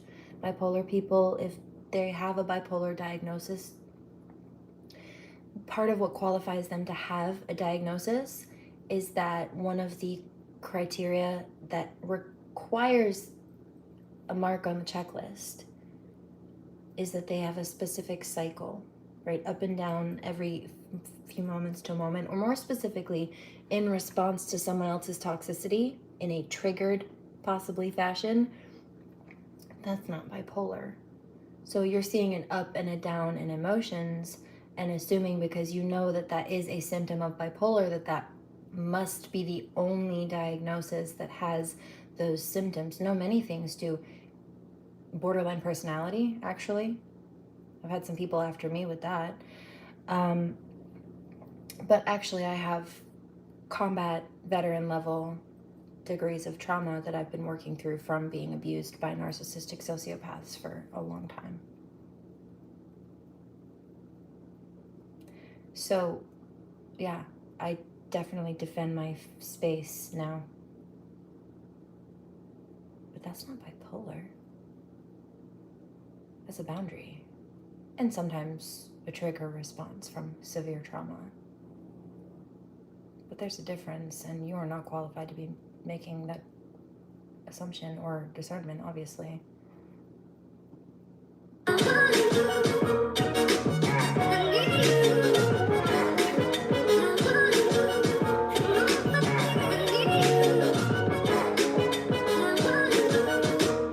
Okay, she giving me love, but it fuck my energy up. Every time it's finna be summer, only got the memories of us. And now we industry lovers, they making enemies of us. I mean, sometimes we in public. I don't know why, but Chicago has never appealed to me.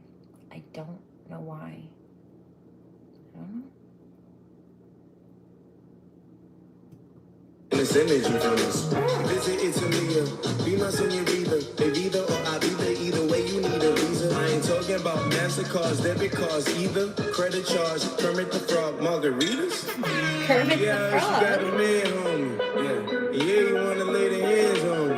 Yeah, but you should see the way she dance on me. Yeah, wishing I ain't had no pants on me.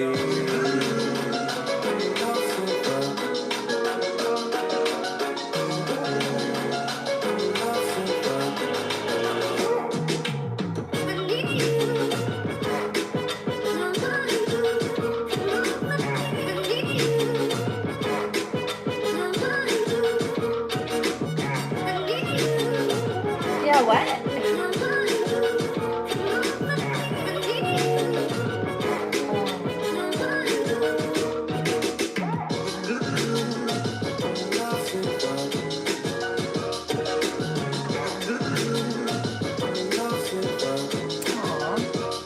A homie reunion.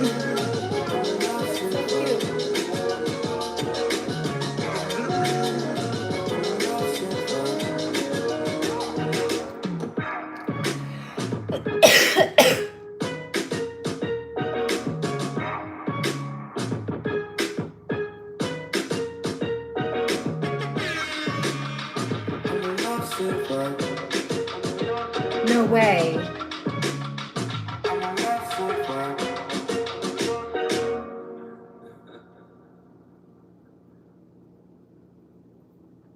See, but he hasn't been a dick behind this account. Why did you come back? That's weird.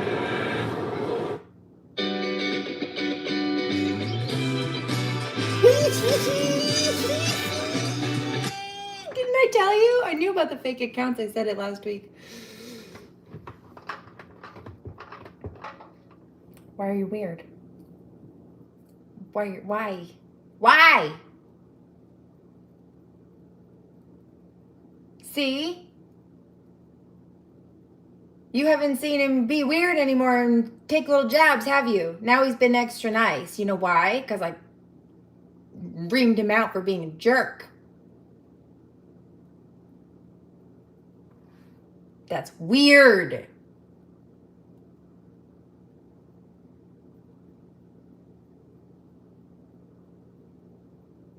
Yeah. I wondered about that. I wondered, because all of a sudden there were people claiming to be from France in here, like a bunch of them. And it's not uncommon, especially with the time that I stream. You know what I mean? Like, I don't know why, but it's not. However, it kind of is to that degree. And I picked something up last week. I'm like, I bet one of those. I know there's another account doing that too. It's an ex who doesn't think I know that they're in my fucking comment section. Behind a fake account. It's weird. Why are you doing that? This does not make me like you or trust you. In fact, quite the opposite.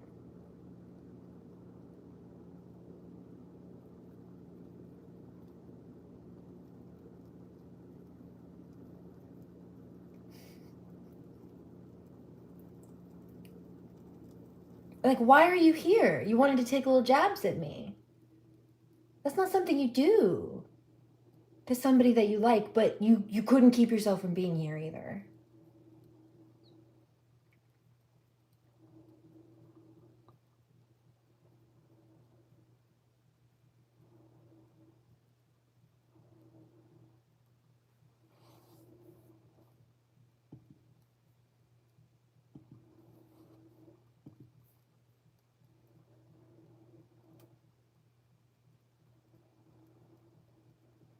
Sneaky. I don't like sneaky. I don't trust sneaky.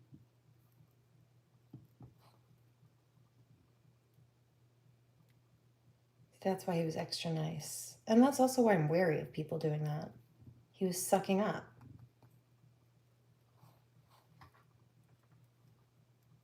Trying to make a better impression from a new account.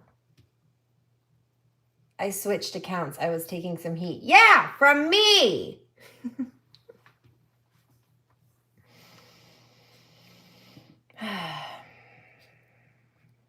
But I'll tell you to your face. I don't need to talk shit behind your back.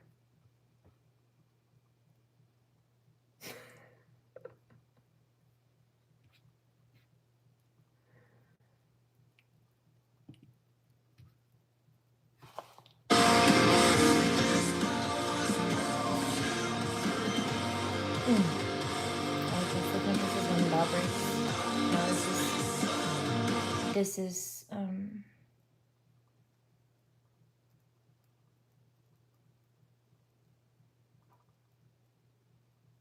a different one, but that was a callback.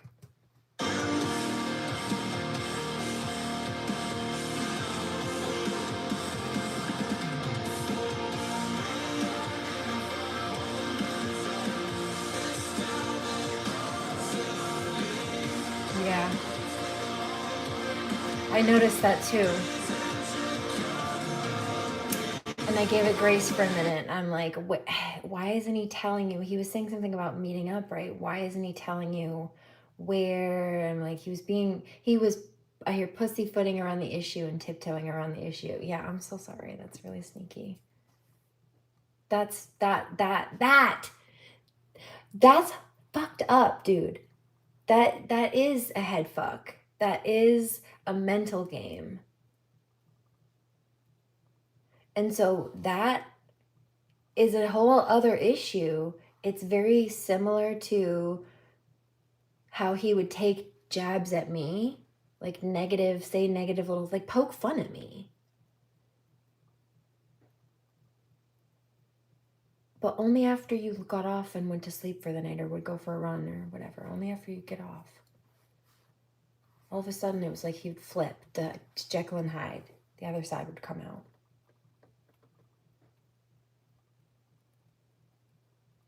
Often I would ignore it or just kind of make light of it, but yeah, both of those, even though they're different situations, both of those are very sneaky, and it has something to do with, I wouldn't trust enough, I wouldn't put my wallet around him, I wouldn't trust to be in a room with him. I'm so sorry he did that to you. I love you. It's fucked up. No, you're good. I'm really proud of you. That was awesome. Good call. Good intuition. Good reading. Batman and Robin.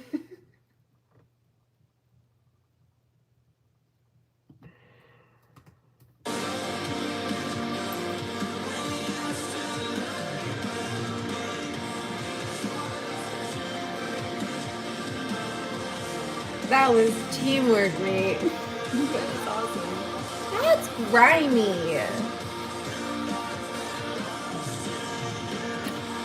The audacity. That's right. Let me know when you're ready, homie.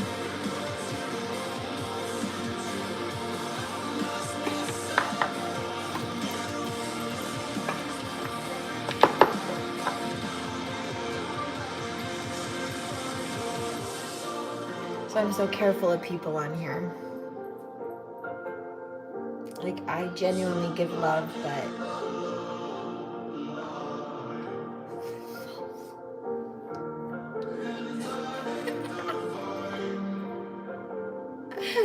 I've never heard that before.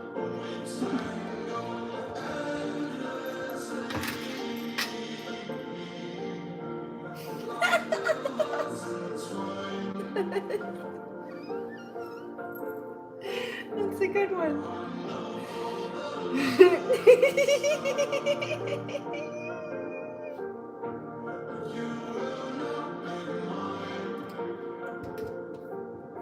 You're gonna make me cry.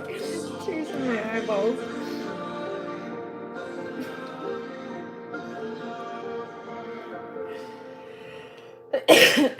It's correct, though. Because he wouldn't say nasty things to me in front of Joe, but he always wanted to like hang out with him and bro it out. And then he came in behind a fake account to me and sucked up after I blocked him the first time. Slim balls is correct. Very narrow. In the head, too.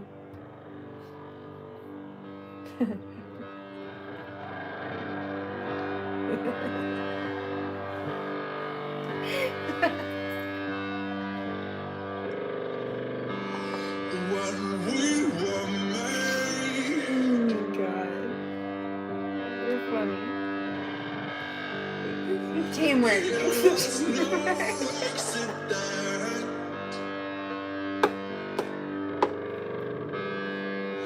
You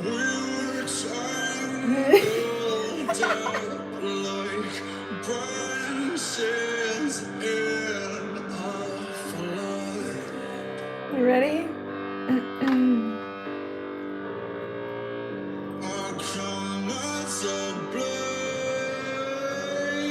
love this.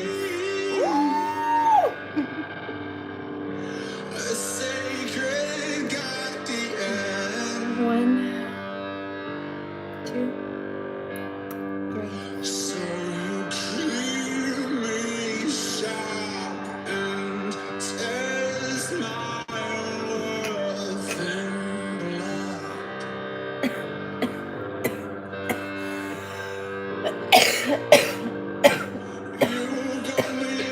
Got you, Robin.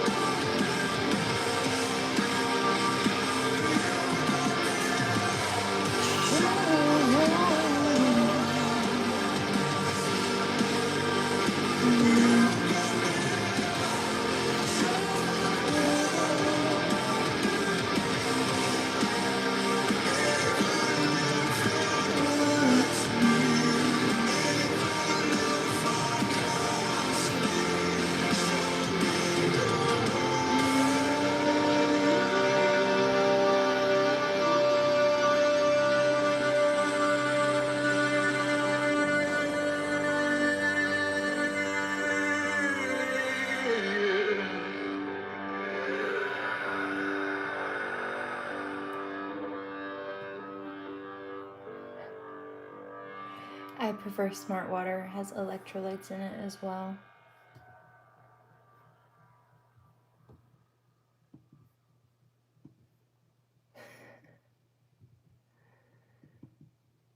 If I'm going to get anything. It's time to ask more. I don't always. A lot of times I just get spring water.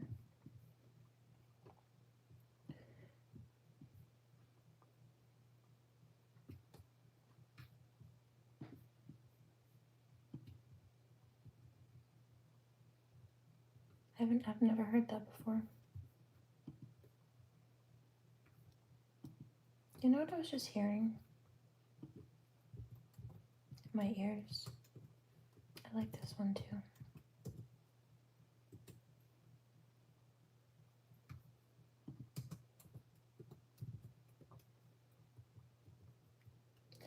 In fact, I think I'm gonna move this to the yoga mat. Who wants to join me?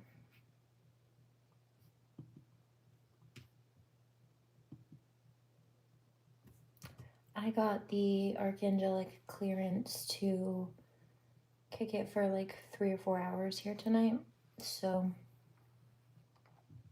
I am periodically checking the time, but I've got a while.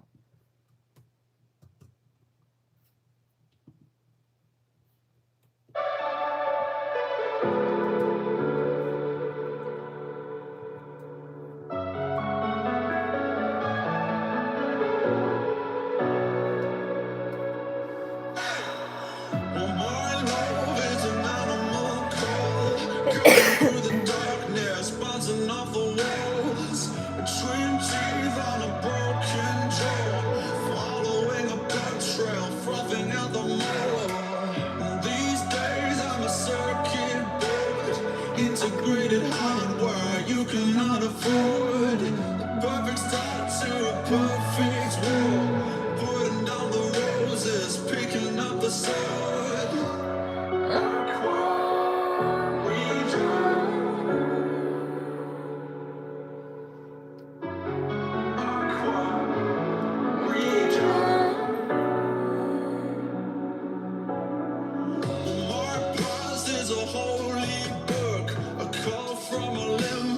Ringing off the hook between the pain and the way you look. I'm stuck in a town where the mountains shook.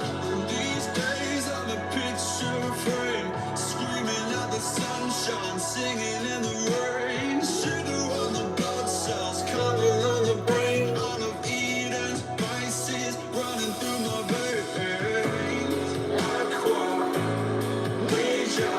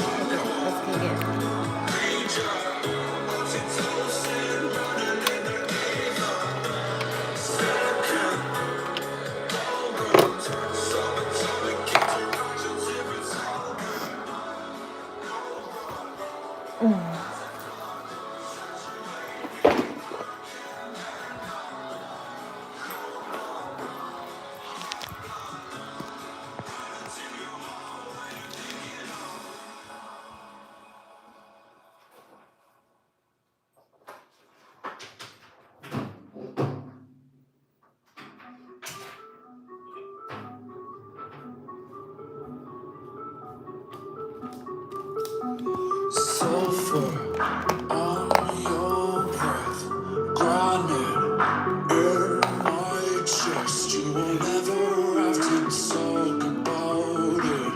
You'll never want to talk about it. Fury, too damn late. Reason dislocates, and you'll never have to talk about it. You'll never want to talk about it. I was more than just a body in your passenger seat.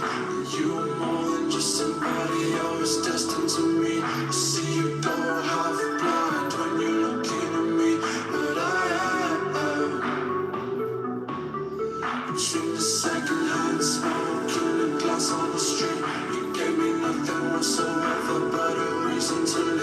say you want me, I should know what you need,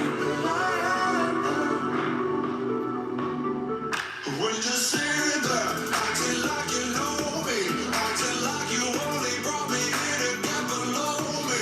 Never mind the death threats, plotting at the doorway. Rather be 6 feet under than be lonely. And if you had a problem, then you should have told me. Before you started getting all aggressive and controlling. You only drink the water like you think it's holy. So keep an eye on the road, or we will both be airports. In the passenger seat, just somebody else dressing to me. Half blind when you're looking at me. From the second hand, smoking the glass on the street. You gave me nothing whatsoever but a reason to leave. You say you want me, but you know what you need. But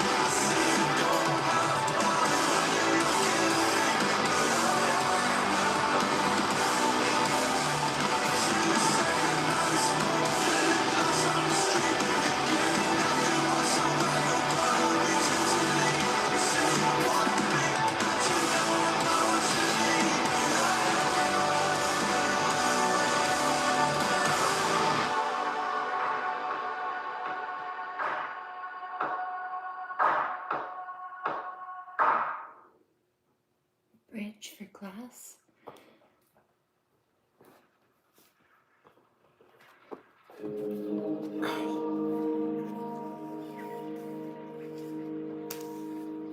I love this one. I need socks.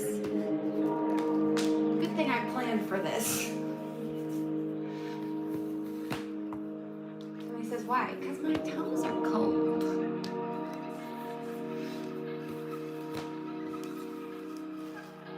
Cold! I did turn the heat way down too, so it's kind of cold outside. Hello. What's up?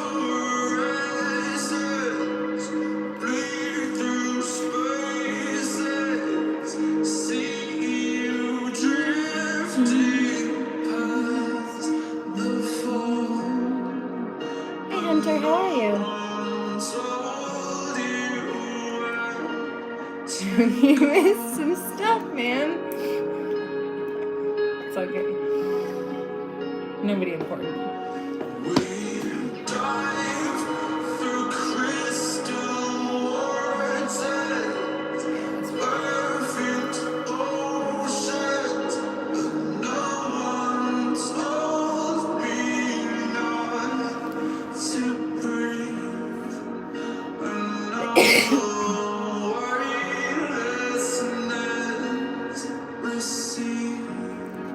Next.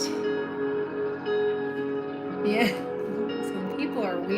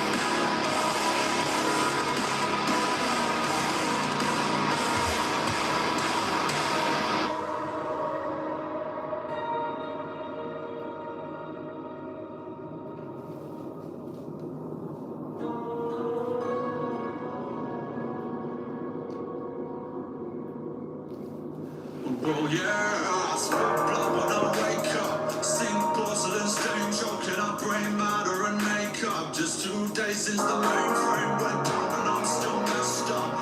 Room feels like a meat freezer, I dangling like cold cuts.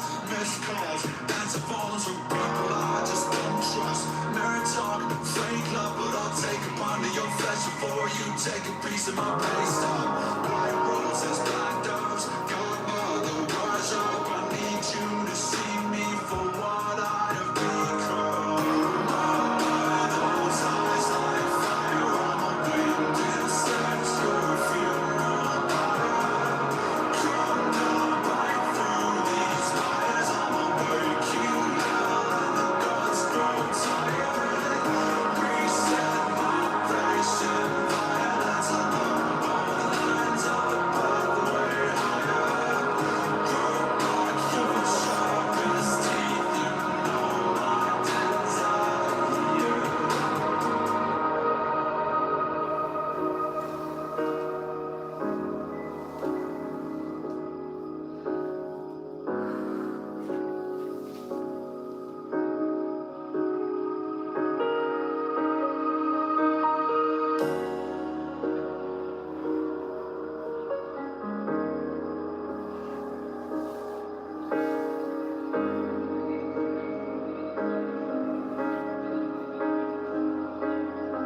I guess it goes to show, does it not? That we've no idea what we've got until we lose it.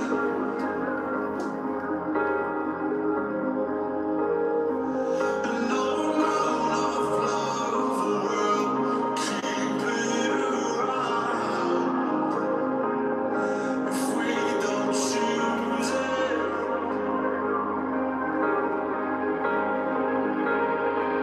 And I don't know what's got its teeth in.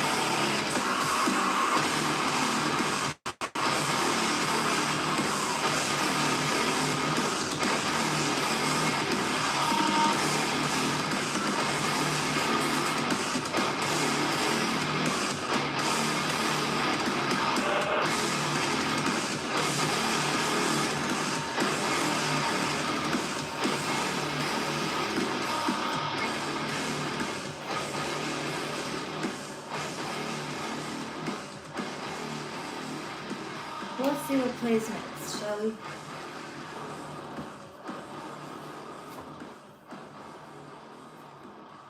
Your screen is froze. No hula hooping tonight. I think I just need to do some yoga and chill. Mad crazy.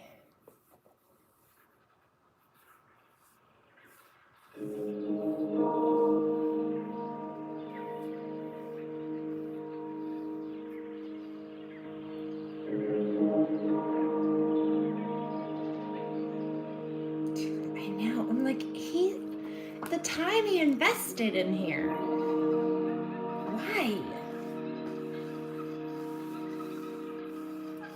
You know? Gotta warm up. That's right. I like this one. All the time.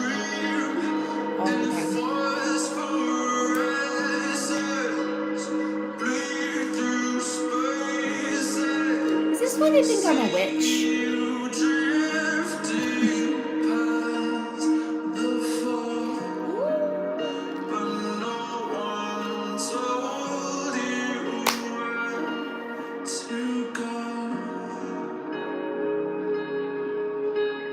Not the crystal ball usually does it. I think.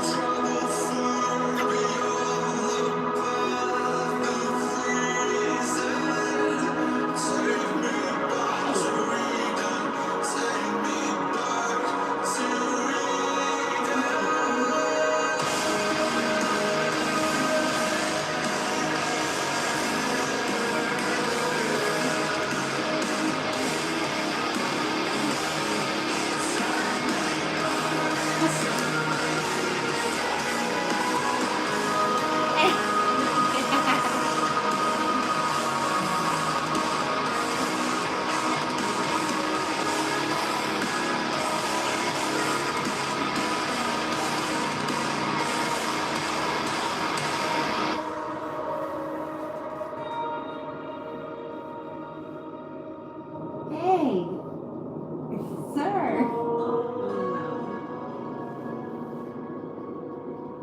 I don't think this is Oh yeah, I spit blood when I wake up. Sink porcelain stain, choking up brain matter and makeup. Just 2 days since the mainframe went down and I'm still messed up. Room feels like a meat freezer, I dangling like cold cuts. Missed calls, answer phones from people I just don't trust. Nerd talk, fake love, but I'll take a pound of your flesh before you take a piece of my pay stub. White roses, black doves, godmother, rise up. I need you to see me for what I have become.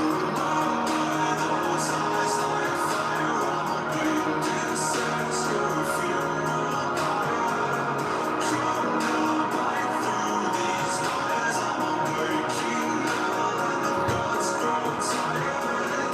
Reset my patient violence along both lines of a pathway higher.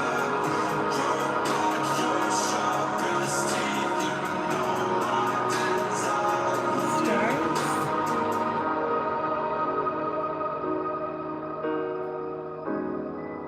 The comments. The comments out?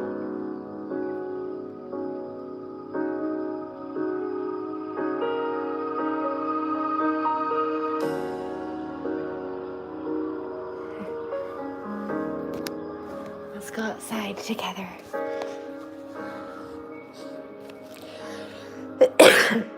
Excuse me.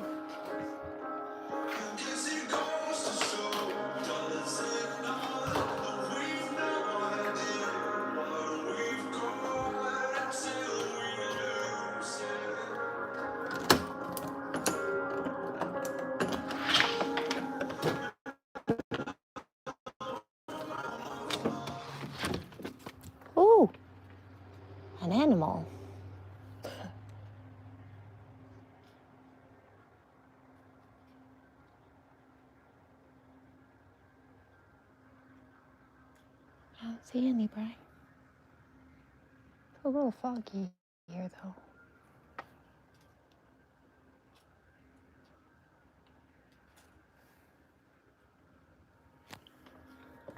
I don't know.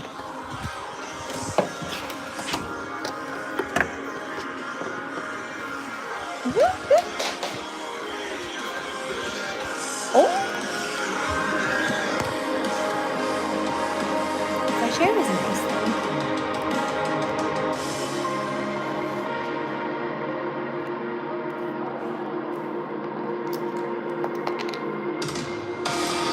We're looking at the comets in the sky, trying.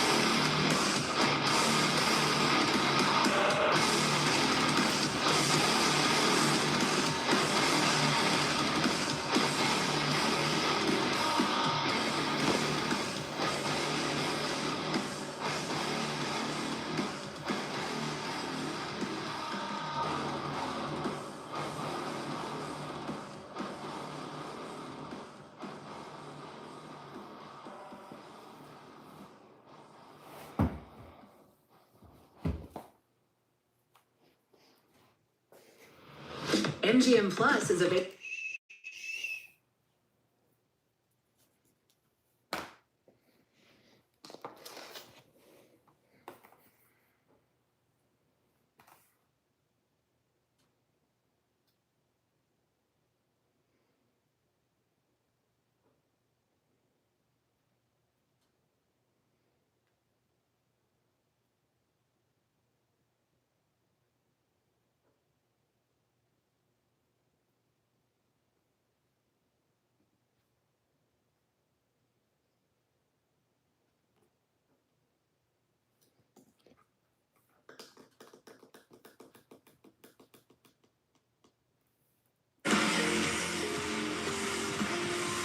What is that? Something's playing. Summoning.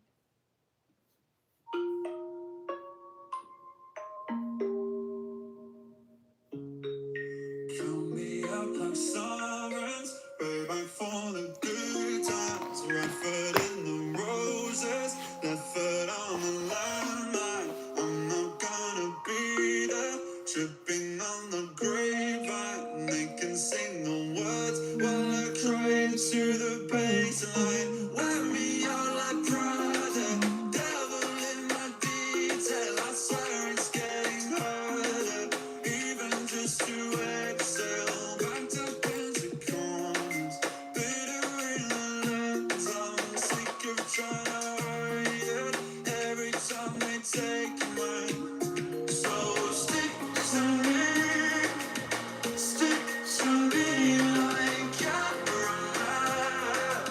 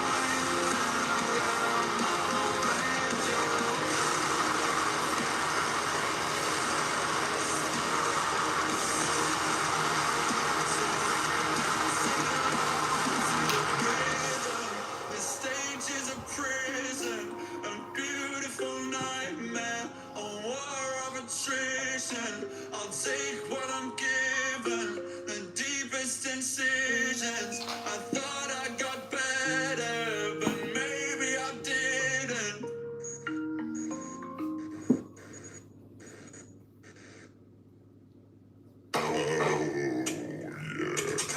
The fuck? Terrible, terrible, terrible. Next.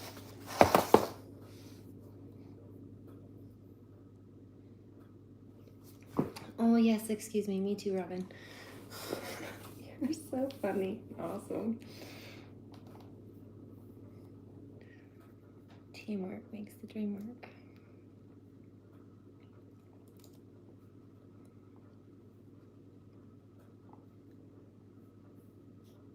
Whoops.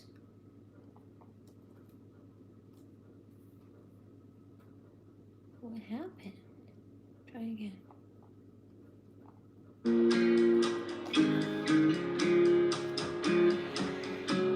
One,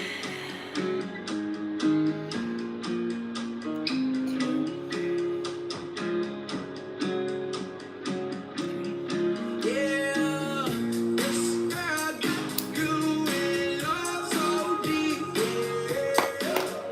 Yeah, this girl got you falling on your knees. Yeah, she's the one for my heart. Yeah, she's a diva. I thought love would be hard. She make it easy. I know you don't understand the way I'm feeling. Cause my baby the realest. And I finally started healing. I put my guard down just to pour my heart out. She swept me right off my feet. And I'm ready for war now. Mess with her, it's going down. I'll be sure that you bleed. This girl got you in love so deep. Yeah.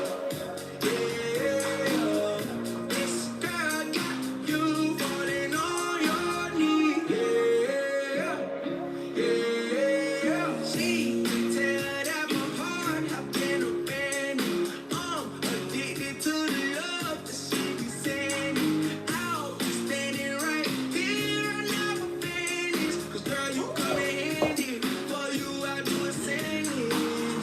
You the one that I want. We not done until we done. I got hundreds on hundreds to blow. Tell me what you want. I got funds. You the one I'm holding on. There's no one who bring this feeling to my soul. This girl got you in love so deep. Yeah. This girl got you falling on your knees. I've been fasting, and I think I need to pause. I am getting a little dizzy. I have a snack. I will eat something later, like us. Like, don't worry, because I already hear it. Don't worry. But for now,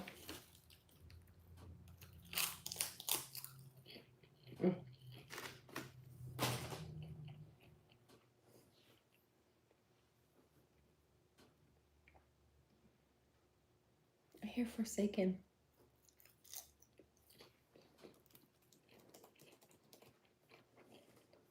I like that one. This is seaweed. Thank you.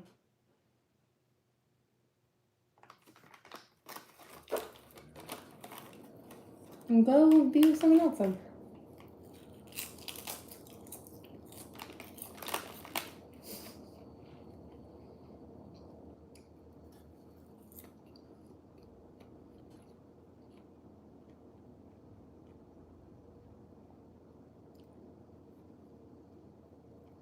Yeah, negative Nancy over there.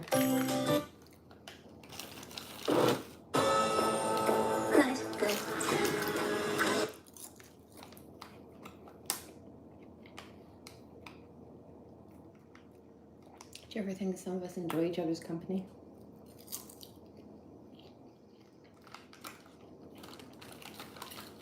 Maybe better than the locals?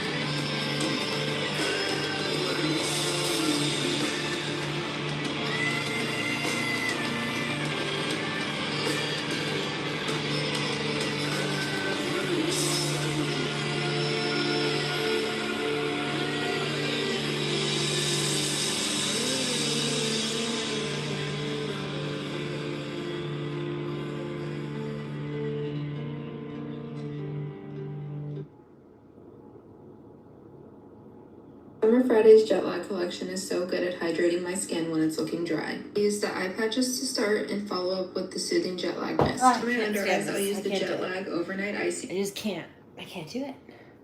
It's overstimulating. Terrible.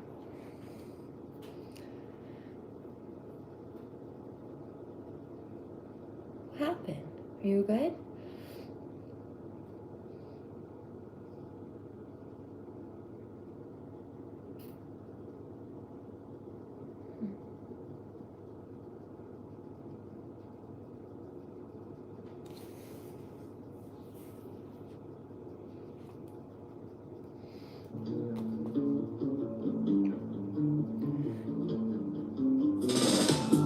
I like this one too.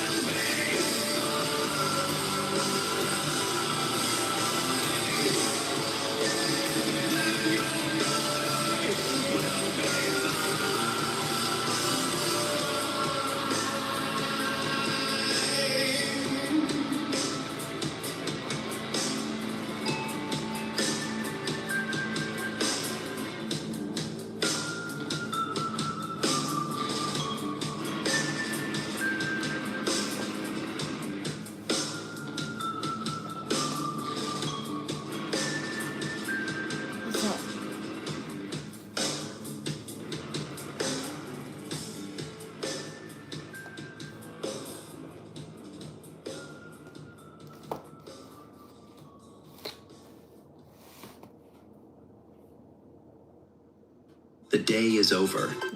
What? You want a drink of knowledge of what's on my back? You mean the tattoo? Can you see that? Probably.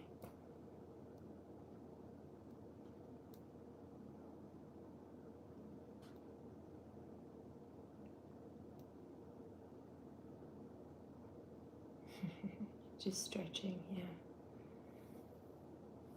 I'm a little sore. I'm going to be sore tomorrow. A good sore. It's worth it. I just need to make sure to eat some protein. I was just thinking about that. Like, seaweed is great. It's full of lots of minerals, but it's good. I'm not done. Just kicking it. And then I also know I've got a true crime to go through at some point. Like I said, I've got some time. I'm just gonna probably like 4 hours, which is like 240 minutes-ish. And then I'm at 173 right now, so we've got a bit of time. No. On my back is an angel feather, like it's a feather quill. And it's writing out my daughter's name in cursive, and then at the end of the name is a little clip of her heartbeat from the baby monitor when she was born.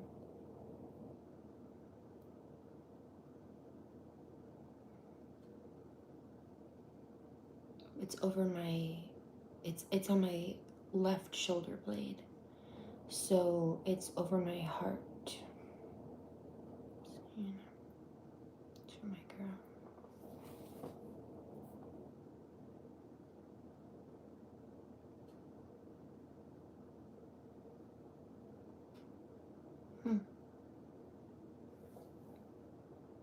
Interesting. I can feel that you're excited about this topic, Brian. And I think it's really precious.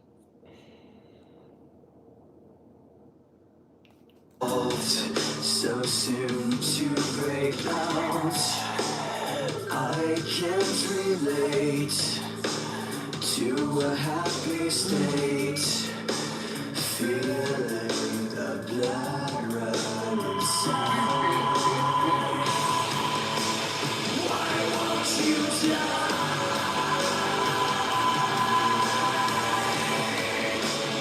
Your blood in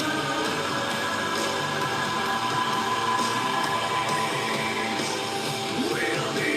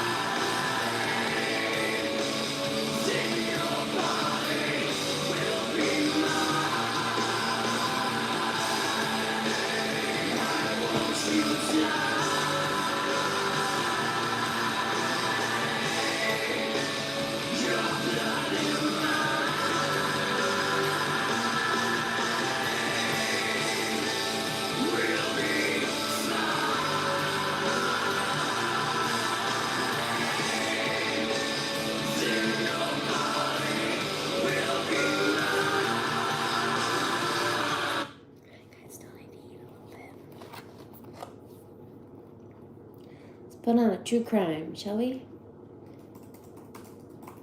First, I have to investigate who has one that I would like to pick. Guess I should have done that earlier, but I wasn't really. Okay, I'll try that. Hold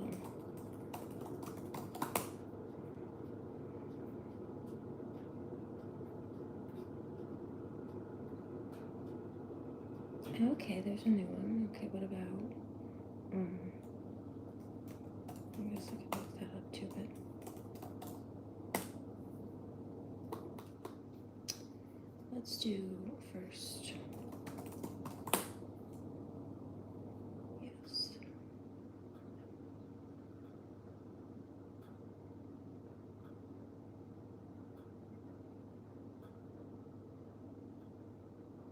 Yeah, okay.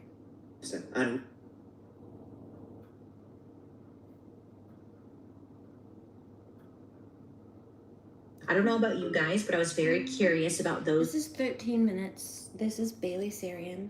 It says the Wizard of Oz's most disturbing legend. She's dressed up as Dorothy. She's so cute. I love her. Bailey Sarian. Somebody says, who? Bailey Sarian. Love. Here, I'll link it for you.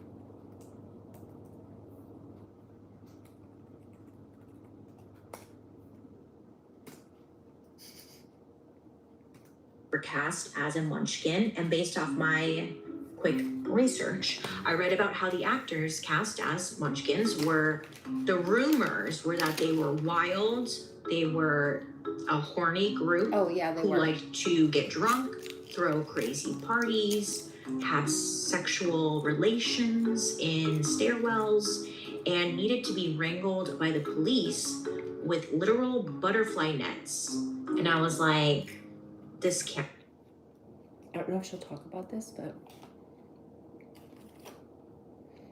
Judy Garland played the original Dorothy in The Wizard of Oz. And she was of an average height. I think she was like 13 when they started filming or something-ish, but she was a teenager. And the Munchkins would run underneath her and like look up her skirt. She was a child, and they were doing that to her. These grown men.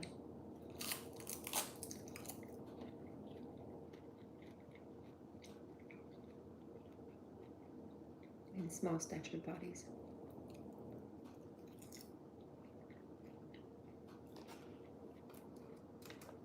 This can't be real. No. And if you haven't heard those rumors, well, now you have. I mean, that's what people said. The truth was that MGM brought in about 124 little people to play the Munchkins.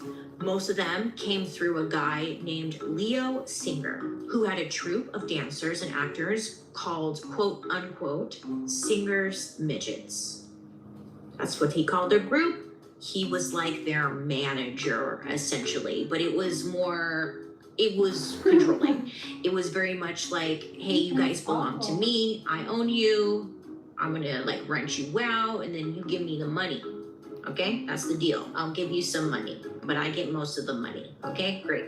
So most of these performers, they were from Germany and Austria, so almost none of them spoke English. So a lot of them were already at a disadvantage because the singer guy, he was doing all the negotiations, you know, like their manager on their behalf. And they were just told, like, don't worry, you'll get your cut, you know? Now they were promised money, a hotel, a few weeks of work on like a big movie. So to them, this sounded great. I mean, a lot of these performers had never been in a movie before. They'd only been on stage. Life is more legal than you think, and LegalZoom is here to help. Whether it's registering a business, starting a will or trust, or staying on top of your business licenses. When you need a legal hand, turn to LegalZoom.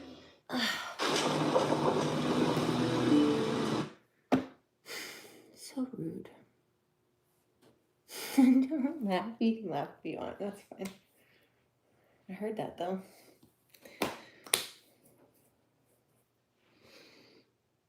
It's okay. Who would say no? At least she's Well, getting you paid. know, That's it great. turns out Great for a lot of them never actually saw their full paychecks because that singer guy kept a portion of it. A good portion. Of course he did.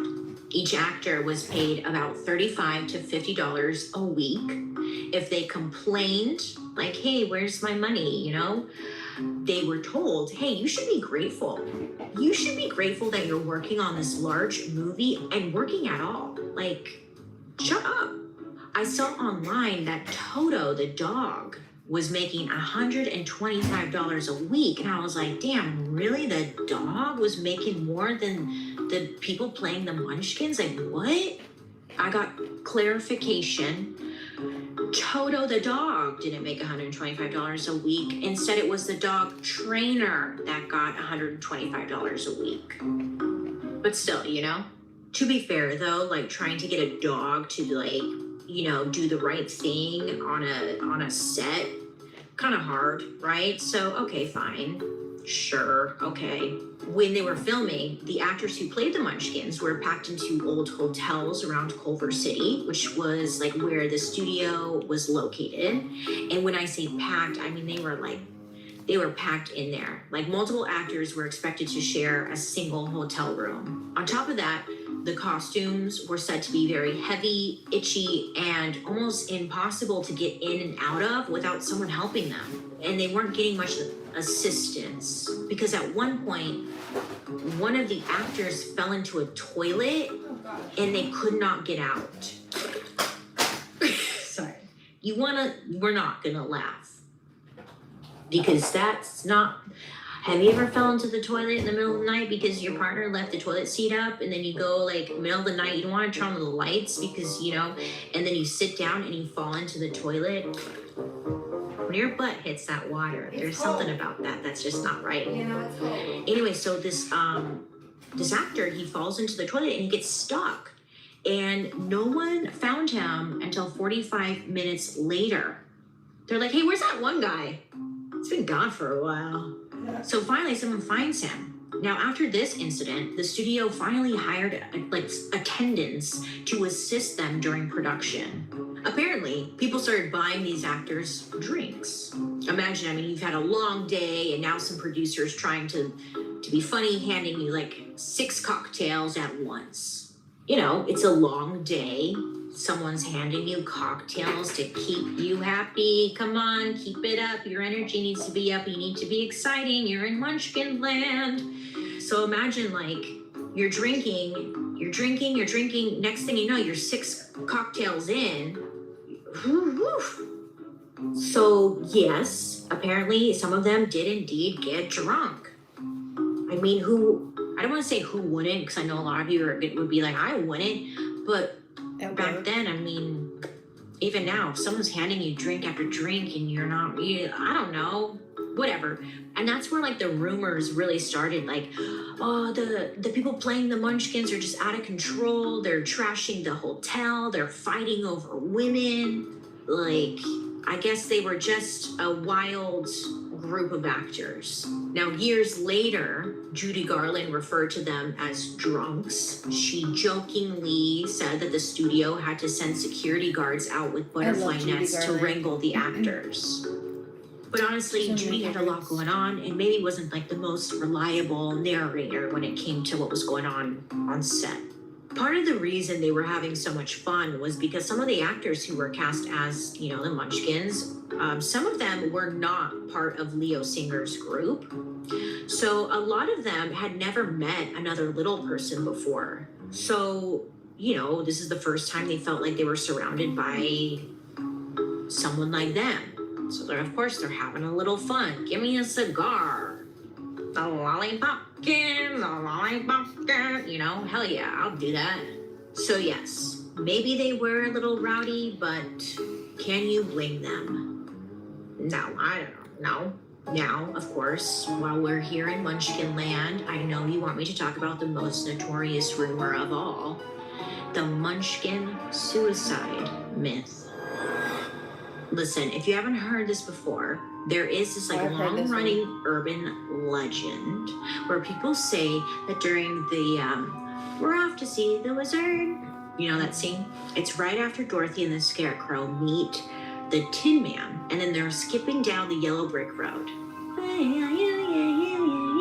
Now, allegedly, in the background, you can see hanging from a tree what looks to be a body.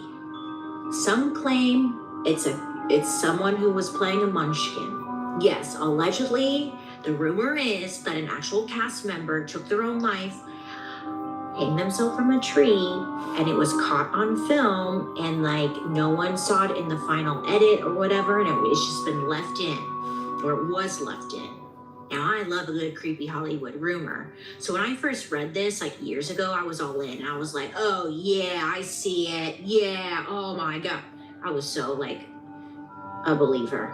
But this one's actually, okay, it's actually complicated. What actually happened was that, and you're not gonna believe me, I know you, but listen, this is what actually happened, okay? It's like a We flying dug, monkey or we like asked a tree questions, limb and or we got something like answers. that. And what actually happened was that MGM wanted the set to feel more alive and outdoorsy. So they brought in actual birds from the Los Angeles Zoo, and then they let them loose on set. So it kind of felt, again, more like whimsical and ooh.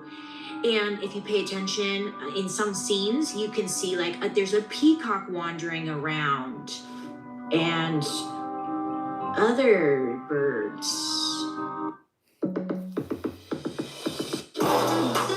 Yeah. I think it was one of like the big peacocks or something moving. Something like that. The trees would have softened the distance. You can see animals.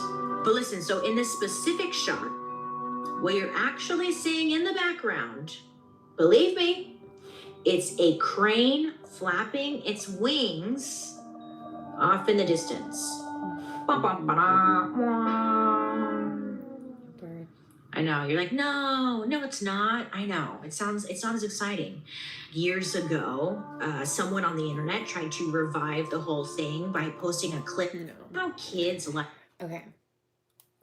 Let's try. This is 17-year-old Lisa Holm, and on a quiet summer's evening, she suddenly disappeared from a cafe in Blomberg, Sweden. What followed was one of the largest search operations in Swedish history. Hundreds of volunteers, helicopters, and police officers secured the countryside, all hoping to find her alive. However, as the hours turned into days and ominous clues began to surface, officers began to worry. And sadly, after 5 days of searching, they had their answer. Found deep inside a nearby farm, investigators discovered what they called the milking room, a scene that was so disturbing and grotesque that many of the officers required therapy. So, what happened to Lisa Holm? What precisely is the milking room, and who was to blame for all of this revolting behavior?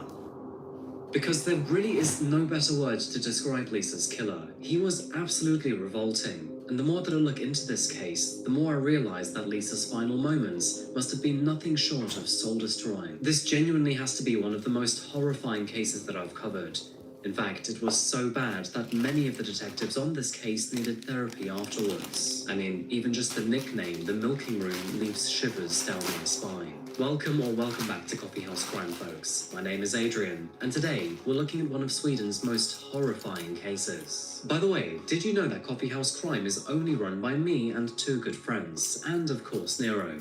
But there are no corporations here, no Netflix studios, and no AI slop. So, if you do support channels like this one, please do action or a weird new pain. And with all of this in mind, it really does make you think they might be onto something here. And it's true, because good healthcare changes everything. Because no matter where you live, your quality of life depends heavily on your health. For example, have you ever been in that moment where everything seems to be going smoothly? You're just going through your week, you've got exciting plans, and then all of a sudden, boom, your body decides to just ruin everything. Whether it's a sudden flu, an infection, or a weird new pain, it doesn't really matter. Suddenly, you're Googling symptoms at 11 p.m. and convincing yourself that you've got something. It was around 6:23 p.m. and just as the sun set over the hills that Lisa sent a text message to her father. She said that she was basically finished locking up the cafe and should be on her way home shortly. Now, this drive would usually take around half an hour, and it's one that she'd done countless times before. And although most of them were with her parents, she easily knew the way back home alone. This road wound through countless forests and farmlands, and in general was considered to be extremely safe. It was peaceful here, and to be honest with you, the only threat you really had was a rogue Swedish meatball rolling down the hill. However, that evening, it was different, because Lisa would never make it back home. As those minutes turned into hours, concern gave way to dread, and by 8 o'clock, her father could no longer wait. Hey, That is when he jumped into his car and drove towards the cafe, scanning the empty roads for any sign of his daughter. When he arrived, he initially felt relieved, but only moments Why are you doing later, that? his heart sank again. Although Lisa's moped was still there, parked neatly by the cafe, after inspecting the moped, he realized that the keys were still hanging loosely from the ignition. And as for her bag, well, that was right next to the bike itself. To make things even more worrying, not only was her helmet gone, but the cafe that she worked at was dark, silent, and empty. Lisa's father called out her name. Here's a head trip, though, to think about, Joe.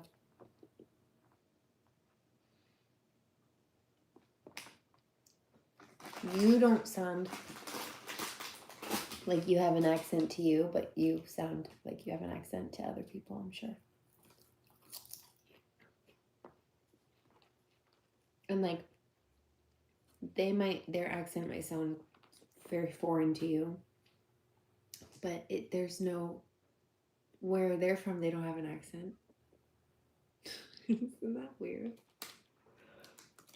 But despite his best efforts, there was no answer. Only the sound of wind and the creak of old trees could be heard. And Lisa Holm, well, she was gone. Panicked and desperate, Lisa's father called the police at 9:47 p.m. And within hours, a massive search operation. People in the South, like with country music, they don't think that they don't, to them it doesn't sound like they have an accent, but to me, somebody from the North, it sounds like they have an accent, but I sound like I have an accent to them. Away, with neighbors, friends, and local volunteers all traveling to the area to help find her. Flashlight beams swept far and wide across open fields, and all of the barns in the nearby area were thoroughly checked. As for roads, they were closed off, and everybody knew that Lisa was missing. But despite the turnout, the first sweep revealed almost nothing at all. There were no signs of a struggle, no clues, and no footprints. Absolutely nothing.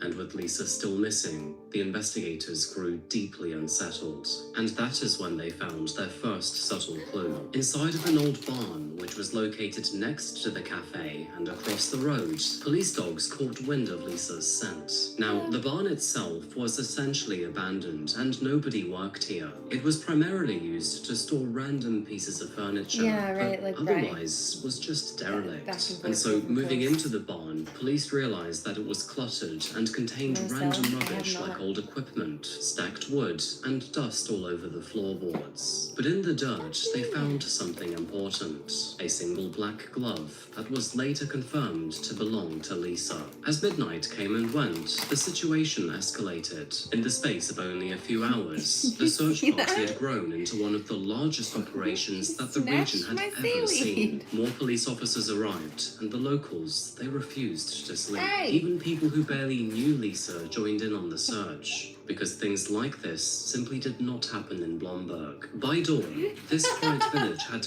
quite literally transformed. Makeshift command posts were set up, maps were covered in notes, and radios were buzzing with updates. And the community, close-knit as always, was in shock. A 17-year-old girl had vanished in their safe little town, and as the sun rose over the fields of Blomberg, one thing was becoming clear, that the fear and uncertainty that had gripped the village overnight was only going to get worse.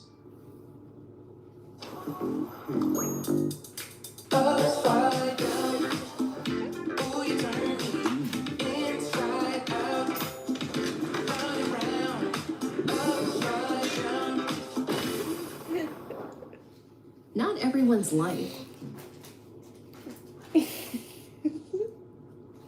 Between you guys and the cat, life is a trip right now.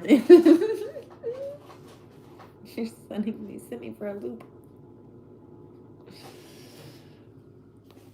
this case, I'm going to take you through everything that followed, step by step. However, before we dive into the events that unfolded, we should first probably understand where all of this happened, and more importantly, who Lisa was. Lisa Holm grew up in Skövde, which is a quiet town in western Sweden, and by the age of 17, she had earned a reputation for her reliability, her warmth, and her quiet maturity. By the summer of 2015, Lisa had finally earned her first job, and her shifts at the cafe was the first work that she had ever had. As a result, and also as a way to get between home and work, her parents rewarded her with a moped. They believed in teaching her sturdy values. Basically, if you work hard, you're rewarded well. Meanwhile, her friends described her as the glad girl. Now, this is kind of half lost in translation between Swedish and English, but it basically means that she was the one who always asked questions with curiosity and always stayed upbeat. She also loved pop music, especially One Direction, which, to be honest with you, is probably the only crime that she had ever committed. Lisa was grounded, polite, responsible, and always bright. And on the day that she disappeared, her very reputation remained true. Those who worked with her that day said that she was polite, curious, and in good spirits, basically behaving just like Lisa always would. However, now she was missing.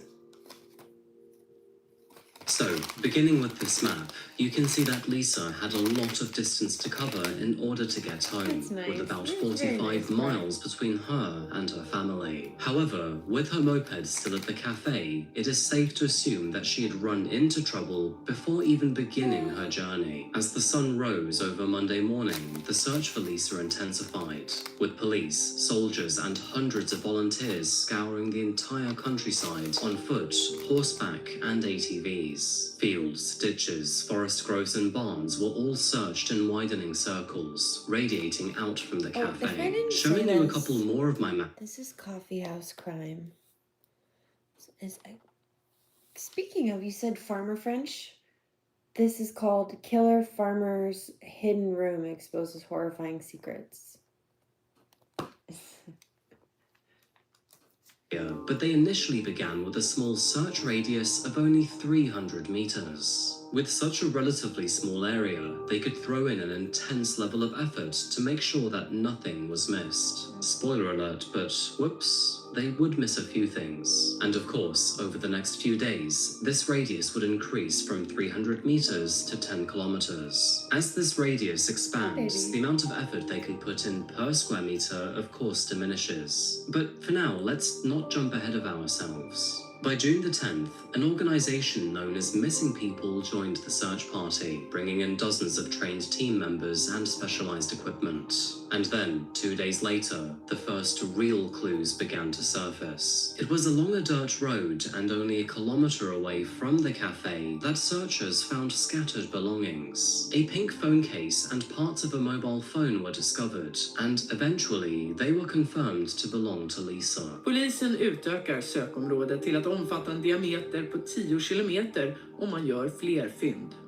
Missing People fortsätter att hjälpa polisen i sökandet under hela dagen. Soon after this, and further along the dirt road, they also found a torn receipt and a train ticket with Lisa's name clearly printed on it.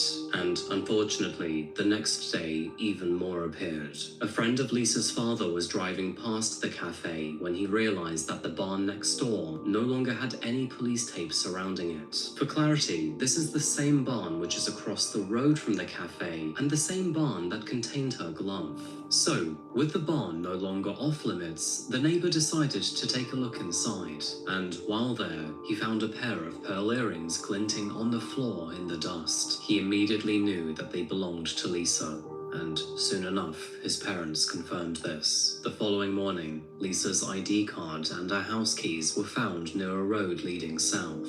It's safe to say that the evidence left behind was both chaotic and spread all over the place, kind of like someone had deliberately tried to confuse her trail. By June the 11th, and that being 4 days after her disappearance, the search zone had widened yet again, now encompassing all of the nearby farms and estates.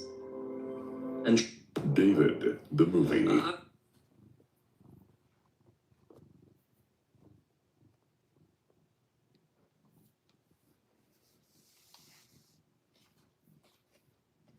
Oh, seaweed snatcher, he's going in for round 2. Sneaky. He's sneaky.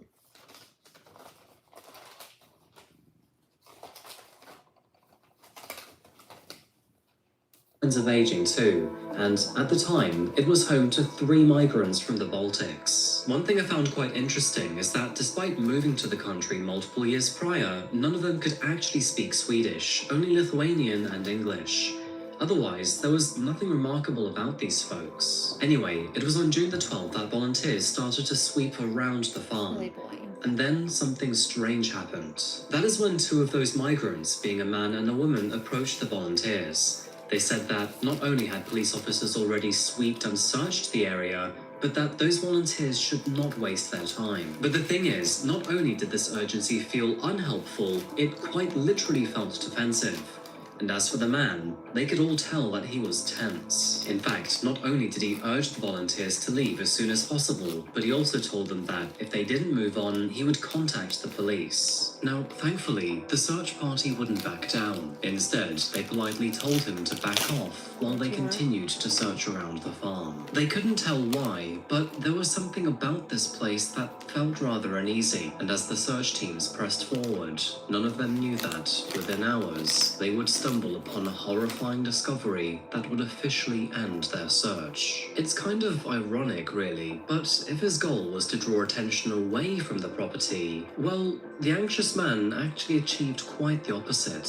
In fact, his behavior unsettled the volunteers so much that they eventually called the police. Within minutes, officers arrived on the scene, and with their heightened suspicions, they were prepared to search every inch of Martorp Farm. Speaking about the property for a moment, the farm itself was quite large and expansive. Yes, To begin with, please. you had the main Thank building you. where all of the migrants lived, and nearby you had 2 weathered barns which mostly held equipment. You could also find several wooded areas and, towards the back of the property, a few sheds which were scattered along the rural road. From this aerial shot, you can see exactly what I mean.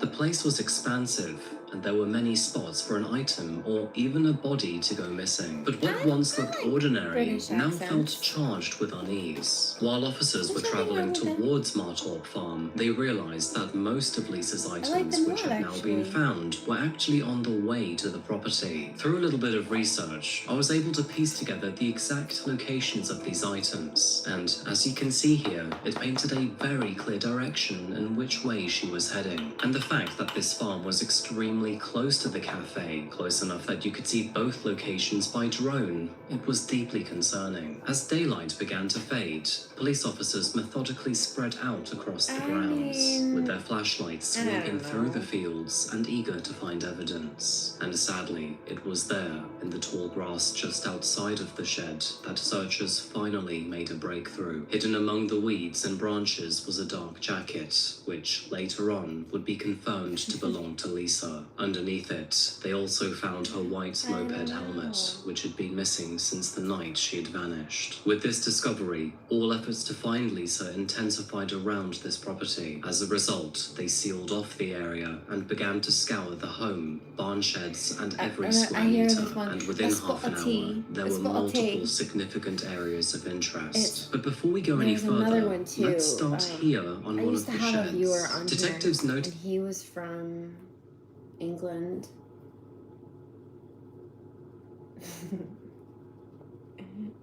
He was really funny, actually. And one day we were just going back and forth, it was banter, and I was being silly, and I mean, putting me on the spot. I don't know if I can really do it like that. But we were just kind of in the flow of things one day, and I was was just goofing around, but he said it was a good impression, which I think meant more coming from an English person.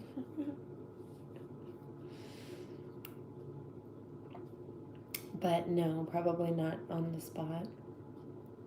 That one of the small light sheds, which was found towards the back of the property, had long grass which had been trampled leading up towards the door. This was odd because the shed itself looked like a building that was never in use, but the grass would suggest otherwise. In response, they pried the door open, and when inside, officers noticed the horrible smell of death, and they knew that this was an unmistakable scent. Now, the shed itself consisted of 2 small rooms, that being a bedroom and a locker room. Now, the smell seemed to be coming from one of those lockers, and so one by one they opened them, and tragically, they eventually found what they had been looking for all this time, because crammed within that narrow cabinet was Lisa's lifeless body. It appeared that she had been partially undressed, and her mouth was sealed shut with grey tape, and around her neck, officers spotted a knotted rope. Of course, this discovery was devastating. After nearly a week of tireless searching, it had all come to an end with the worst outcome imaginable.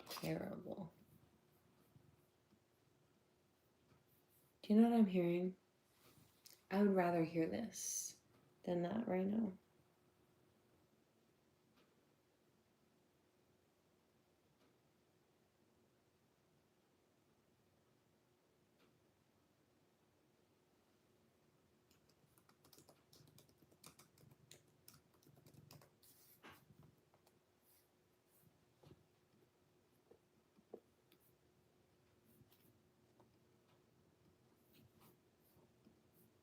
Somebody's mad. Somebody else is also hoping I eat more. I will, I promise. I need more protein. I took out some chicken soup from the freezer yesterday, so maybe I'll make some of that.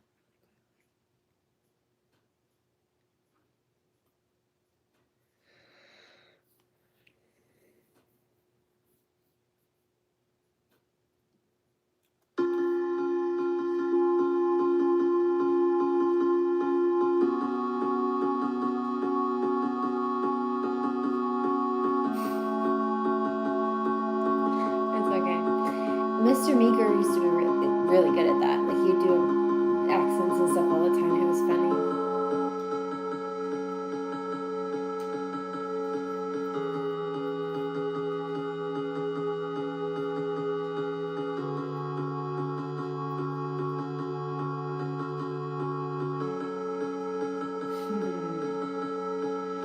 Will you listen just as my form starts to fashion, losing this war of attrition, just as I drift away? Will you haunt this eclipse in me? Will you haunt this eclipse in me? Will you haunt this eclipse in me? Will you haunt this eclipse in me? With the shadows longer to me than a light, moving so slow I could die. Say you could hear me say, will you haunt this eclipse in me?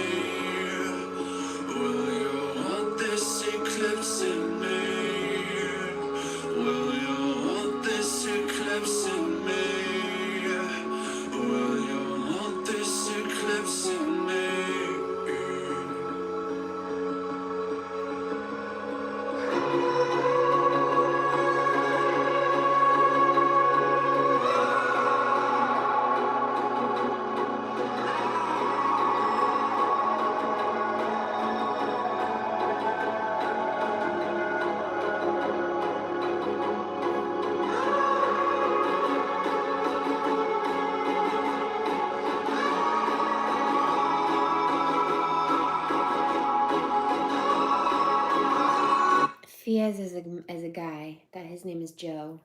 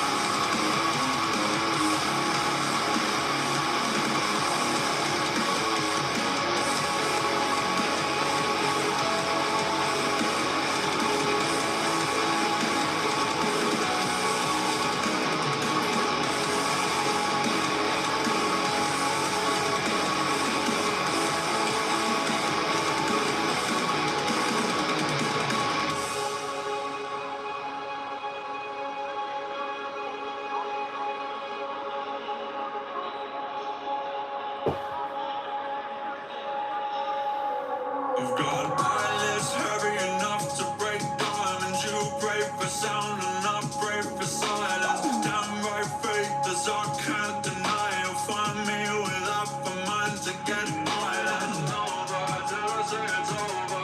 All my little angels sitting on my shoulders. So give me the edge of a blade and a time and a place, and I'll leave them cold and push them up borders. Walking with glass on nearly stumbling fall until there's fire at the gates, until I fall to the floor.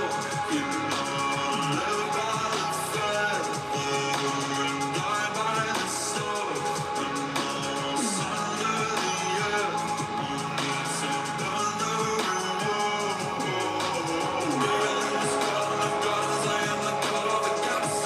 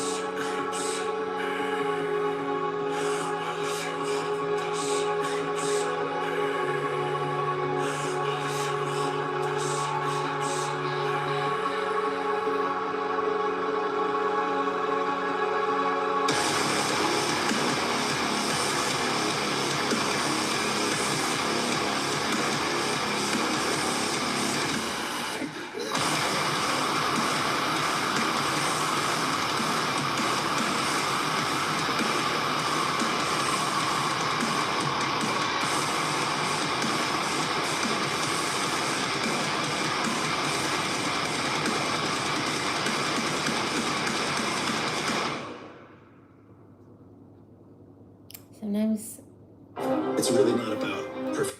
I hear these songs in my sleep, and they're so relaxing.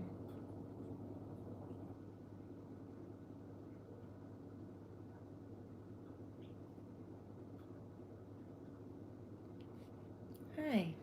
Yeah, it was. It's a good band, good artistry.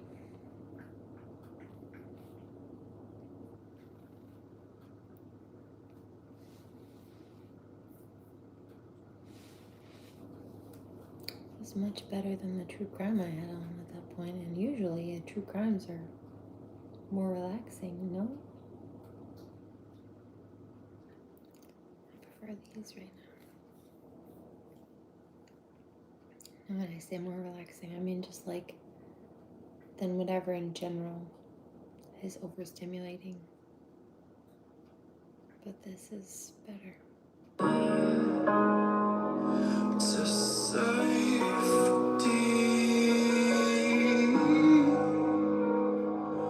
and silence.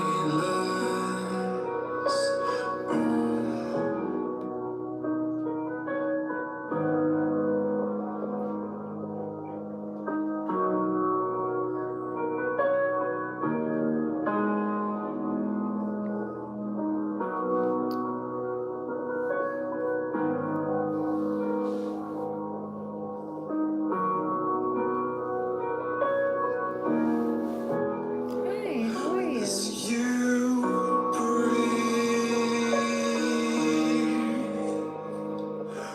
me out, I dream you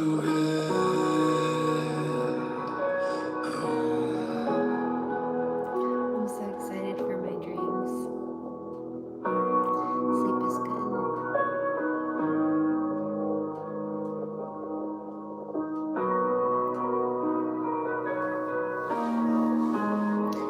Hello, kitty. Hello, everybody. Good vibes. Thank you for the butterflies. I love those.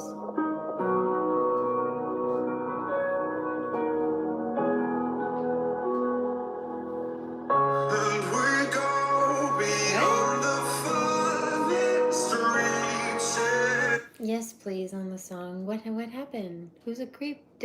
Is the comment something? Am I missing something? I know as you collapse into me, this is the start of something.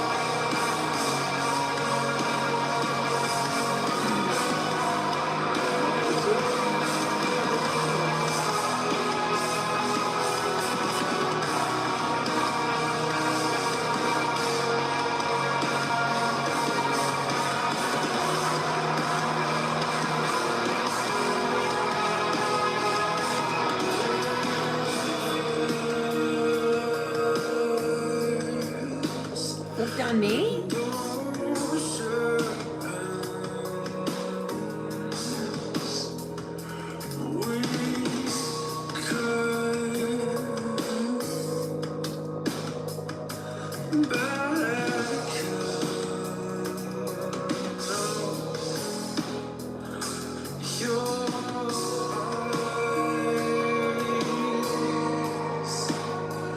And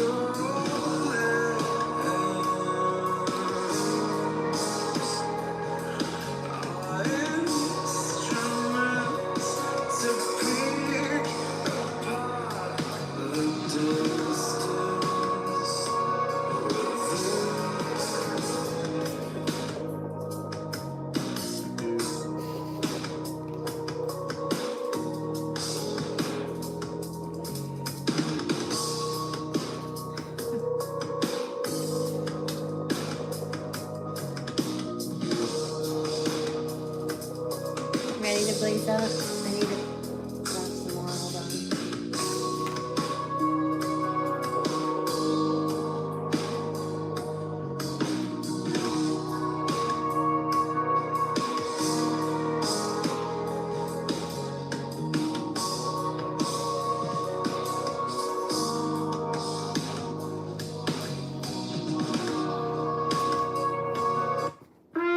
Oh dear. Hold on.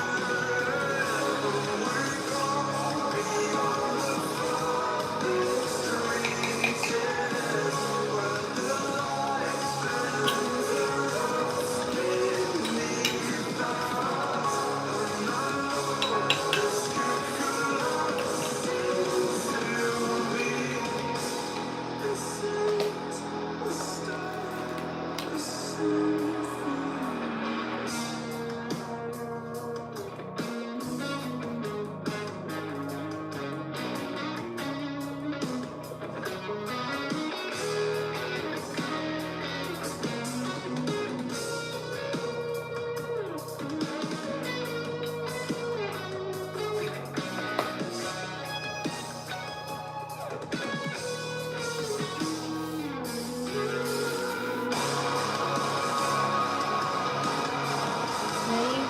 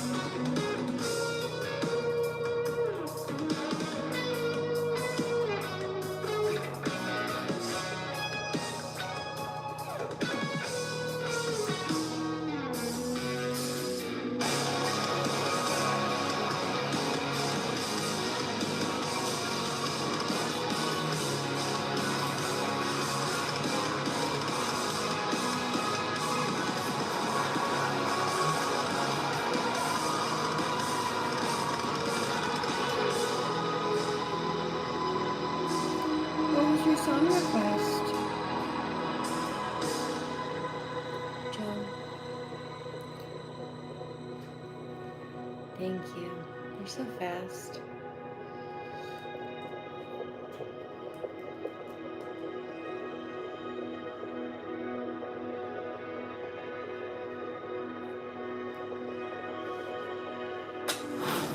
Opioid. My baby. Chill is good. I'm gonna hop off here in a few minutes, I think. Call it an evening. Bid you all adieu. Maybe 15 or 20. 15 or so.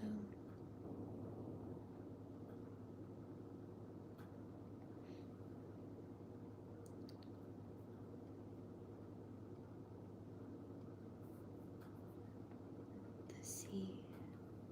Play. silly goose.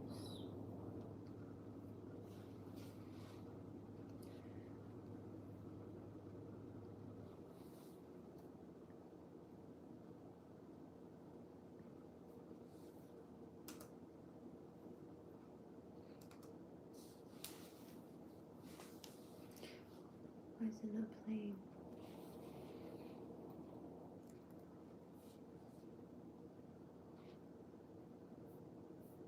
That's strange.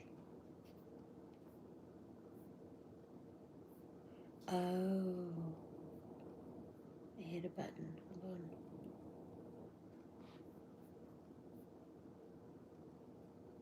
on. Figured it out. Don't worry about it. We got it. It's like something is wrong. That's not it.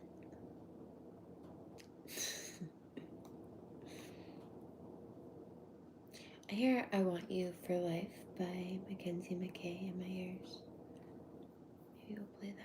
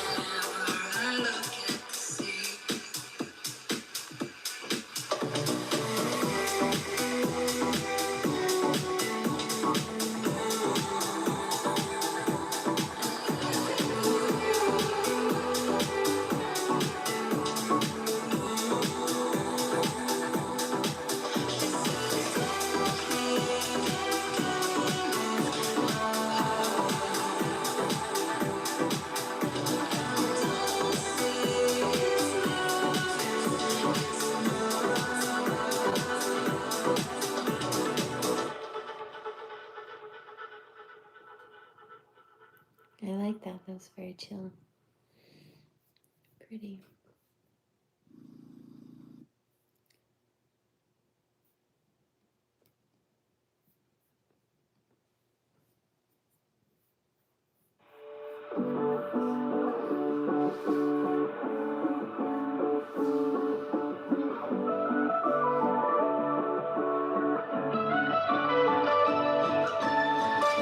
You pull me out of the dark, away from my fears and the troubles I turn to dust. When you're holding me up, can we level back toward our metal with the idea of time I put the two of us together since the day we met, love. Look at the night sky, I'm thinking of you and that's my one confession. Please don't let go. Tie me down and promise that you'll never leave. Please don't let go. 'Cause I remember we were sitting in the car, smoking under the bridge. Look in your eyes, yeah, I knew right then that I want you for life. 'Cause I remember we were feeling so young, in Riverside. Had Elvis on the radio until the sunrise. And one night, I want you for life.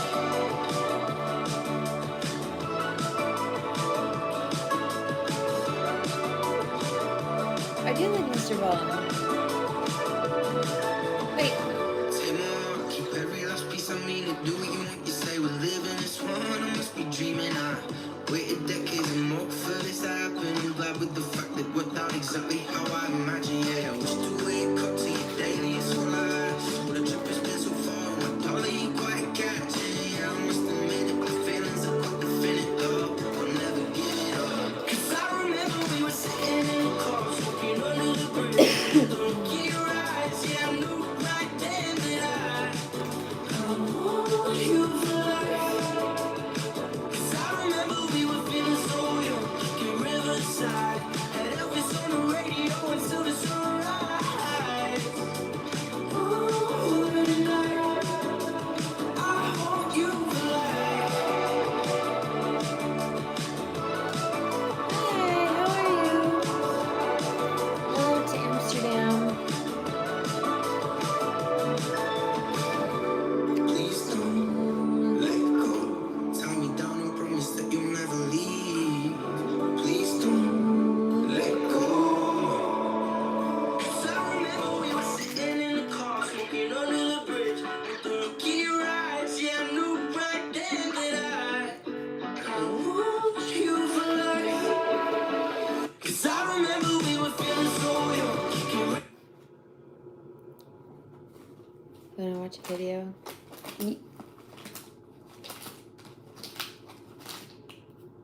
How old am I? How old are you? Mr. Ballin. You know what's really funny is I actually have Mr. Ballin pulled up. Just waiting, I wasn't sure. Did I tell you that? Maybe. Mr. Ballin.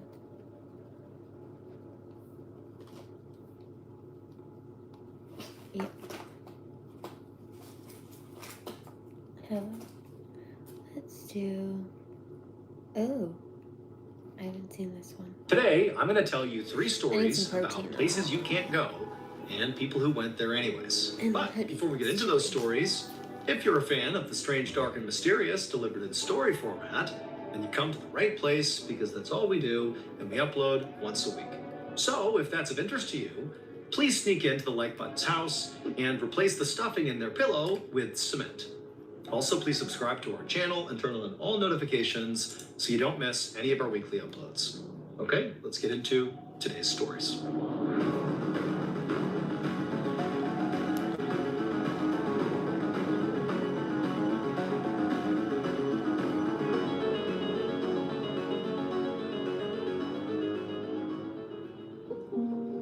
Around 4:45 p.m. on February 11th, 1995, a 50-year-old man named Eric Tollett sat in his office in the furniture factory that he owned in Northumberland, which is a pretty rural country in northern England. From inside his office, all Eric could hear outside was the thumping of the rain on the roof.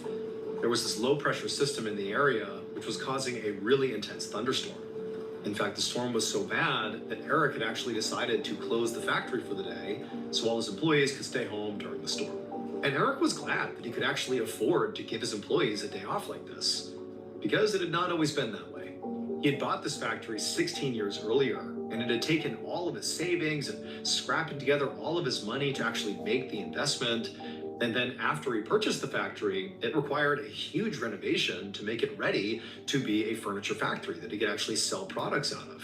But now, after 16 years of hard work, his business was quite successful. And so a day like today was no big deal. He wasn't all that concerned about the lost profits that day.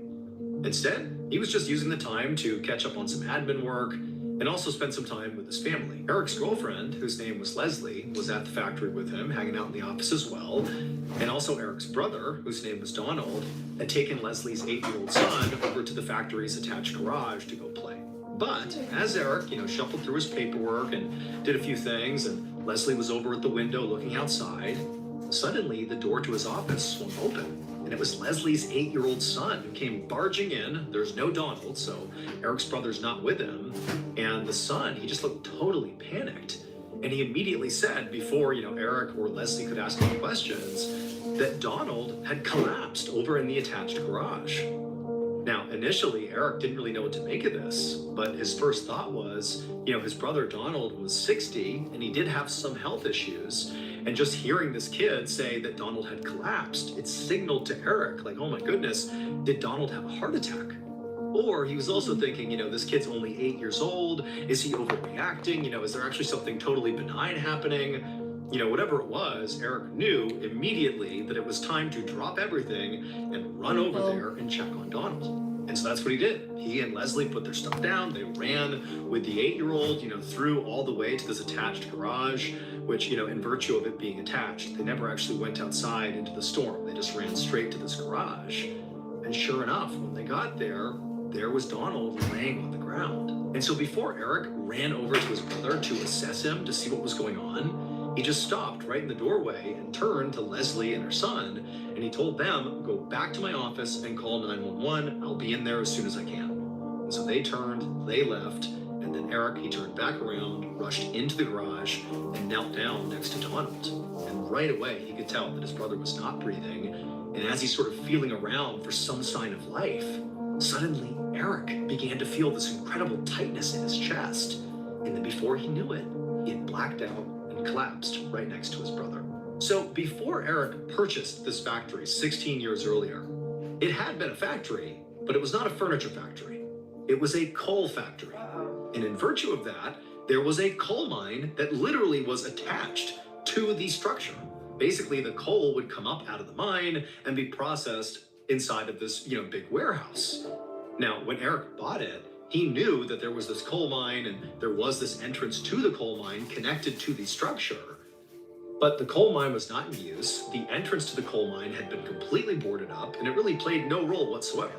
However, over the decade and a half that he owned this property and didn't think at all about that coal mine, well, over that time, this poisonous gas called choke damp began to develop inside the mine.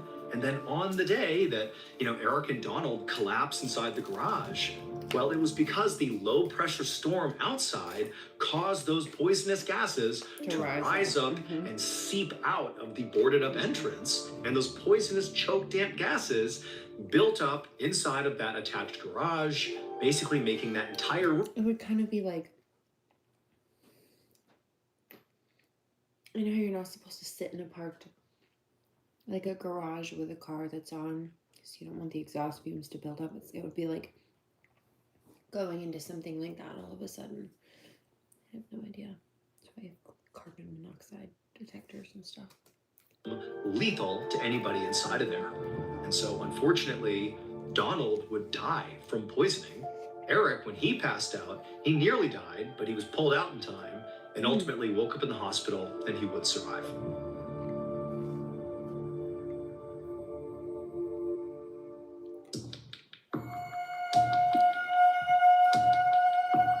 The last song that I played was Want You for Life by Mackenzie McKay.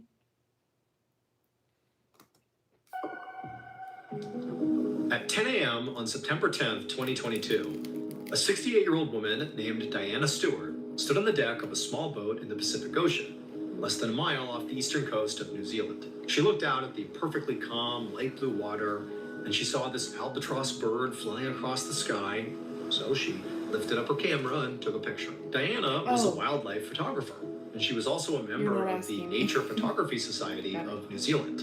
And she, along with 9 other members of this society, had chartered this boat for a special bird watching and photography trip. And so far, the trip had lived up to the hype.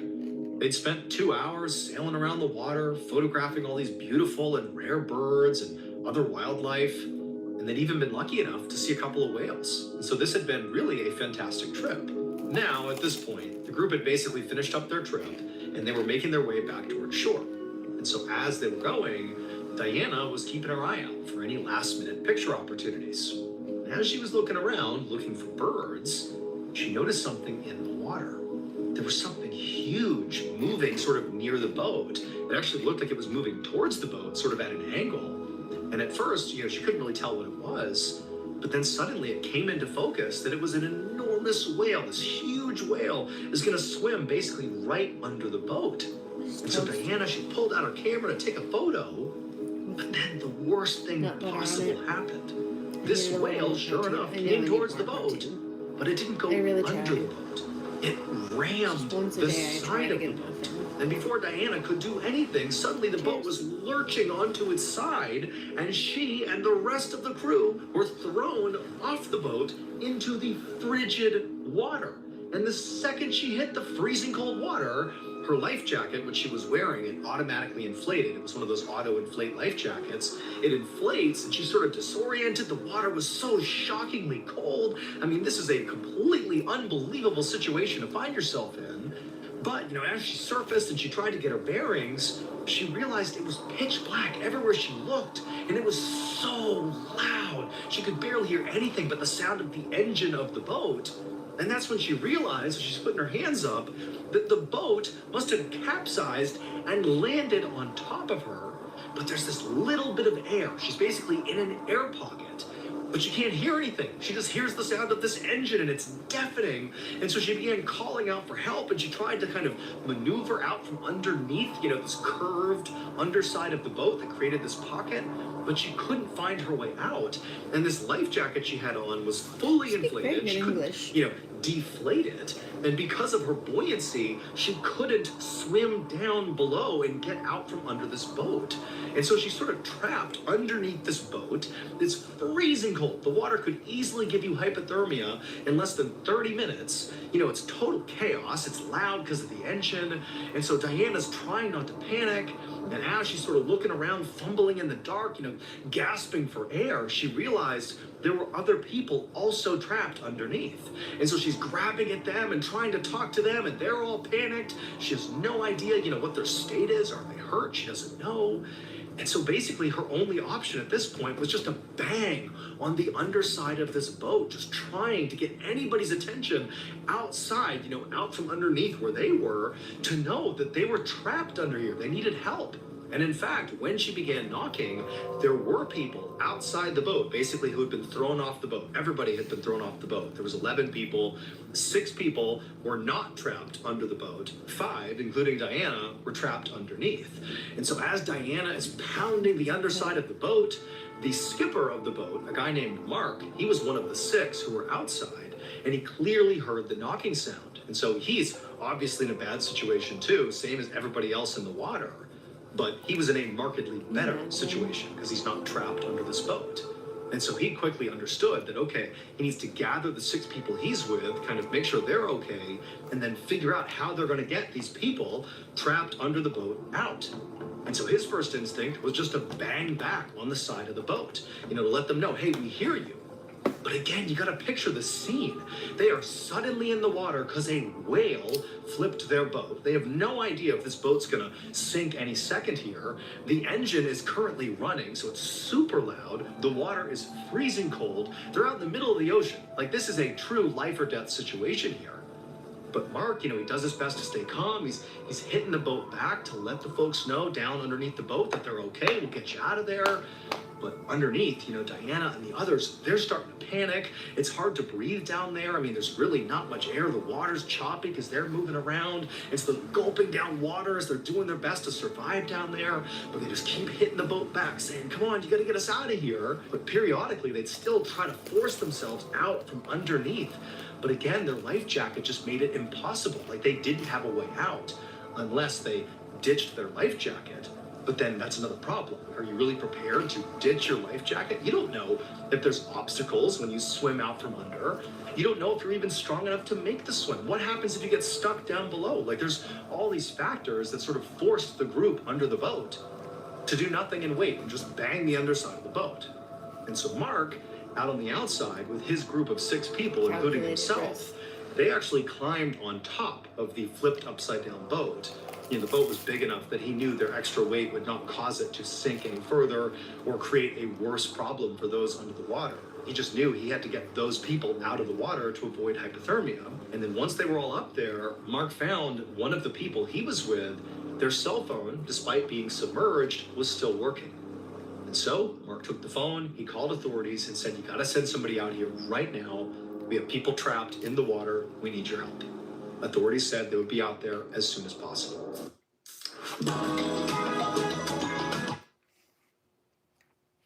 No. So, I saw your comment. Not the munchies. Good rationale, though. I'm just breaking the fast. So, I haven't eaten until now. Today, what I've eaten on screen is what you've seen me eat, so I just need to make sure to get enough. So I keep stopping to smoke weed.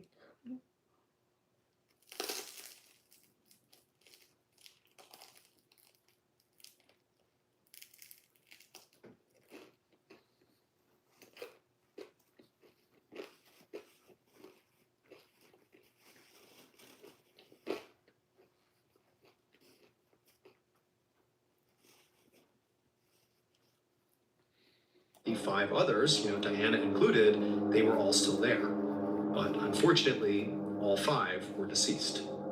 However, those 5 didn't die from hypothermia. They didn't die from drowning. When the boat was actually hit by the whale and capsized, it caused some of the gasoline lines to rupture. And so there was this leak in the gasoline lines, and when the boat was upside down, that leak was basically pouring into the air pocket. The dark, freezing cold, loud, awful air pocket they were in was basically filling with toxic gasoline fumes. And ultimately, 17 minutes after capsizing, all 5 died from gasoline poisoning.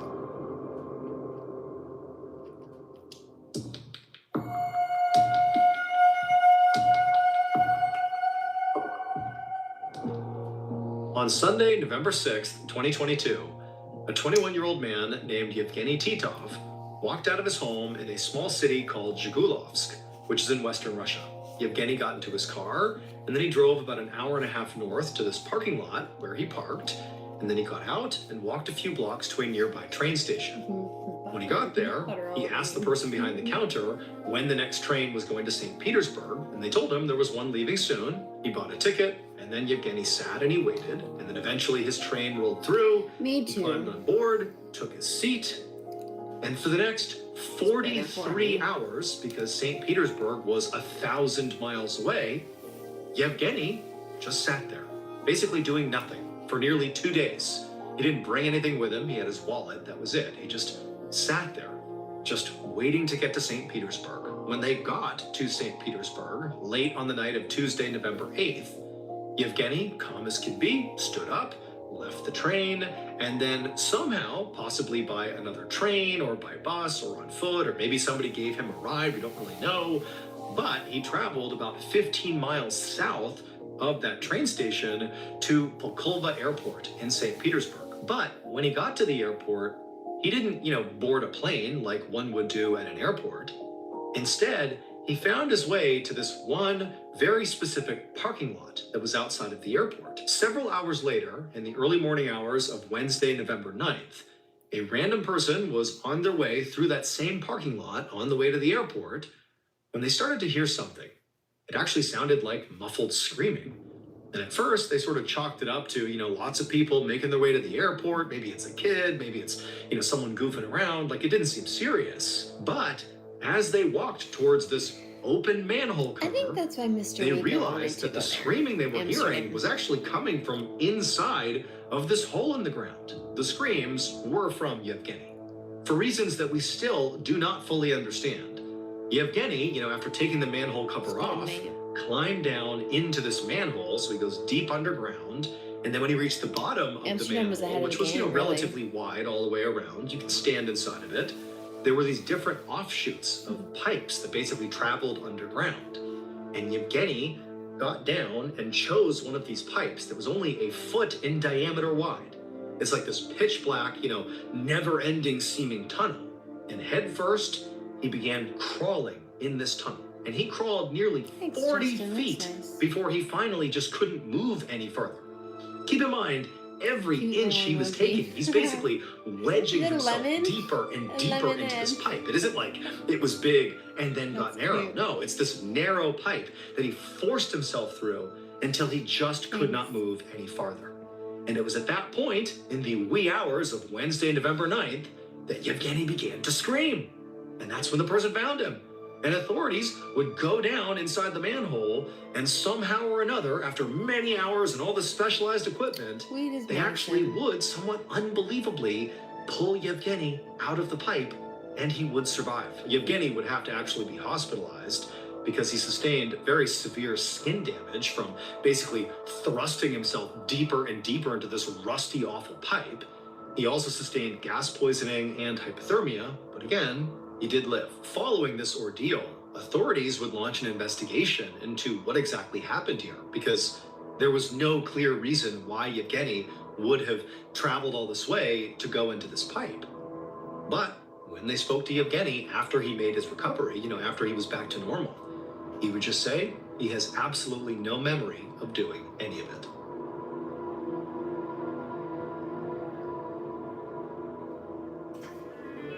Thank you so much for watching. That's insane. All right, my friends, I am getting ready to head out. Does anybody want Mary Jane's Good for the Soul? Speaking of, full pack for the road. Certainly do. I should grab another nuggie to grind. That's a good way to put it. Slowly feel myself drifting through the cosmos. You know what? One of my favorite things to do is, have you ever, okay, next time you're in a space just kicking it and there's like beams of sunlight, lay on your floor or like wherever you are that you can.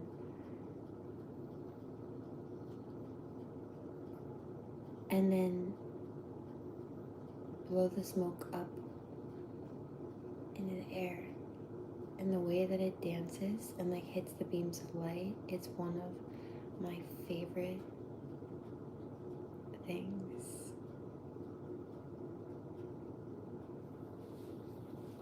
I got you, Robin.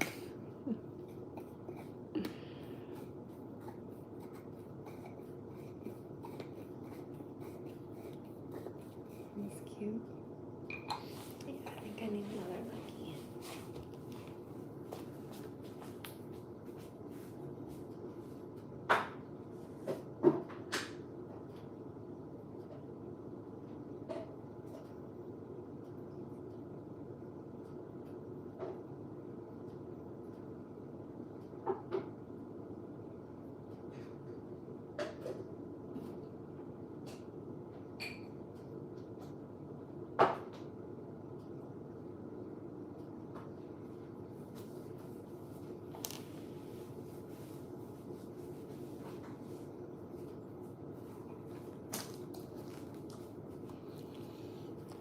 I hope everybody has a good day and sweet dreams. Also, did you have a good run last time we smoked?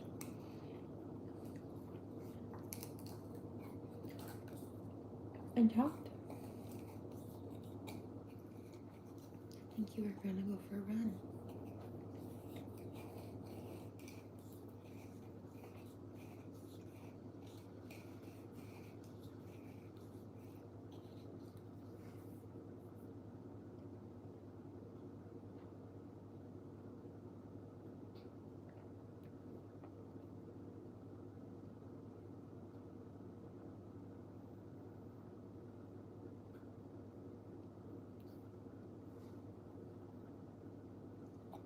Thank you. Every day is a new day. Keep going. Start fresh. Building.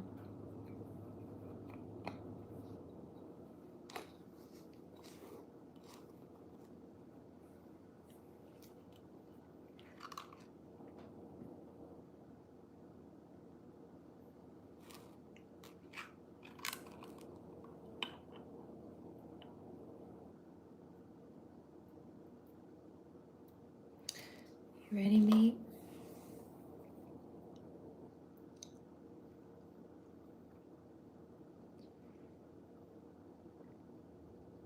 One,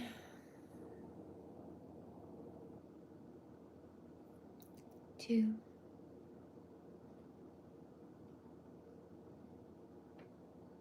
you're good. On three.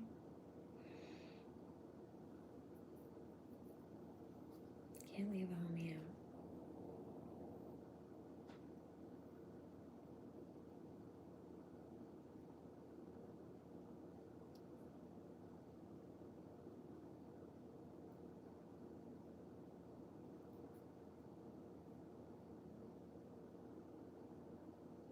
Waiting for you, Joe. Okay. One, I didn't want to go without you. Two, you're good. Three, cheers.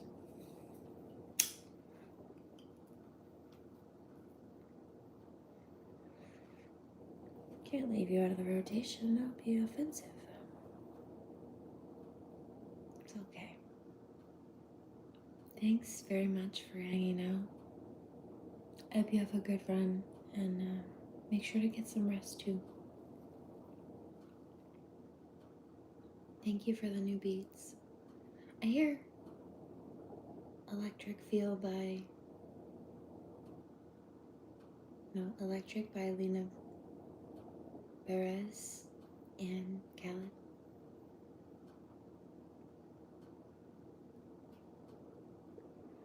I appreciate you too. If I find any new music, I'll send it your way that I think you like.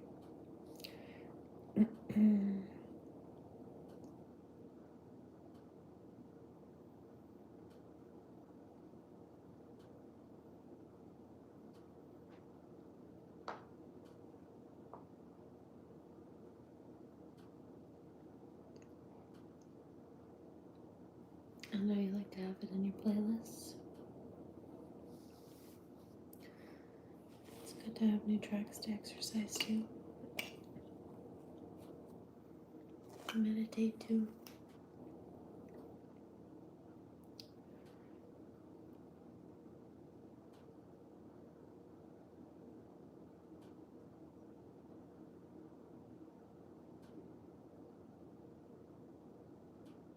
Just mostly letting Sleep Token take over my feed lately. But I do have a feeling there'll be some new ones that pop up. I don't know exactly why. When they do, I think you'll like them. I'll let you know.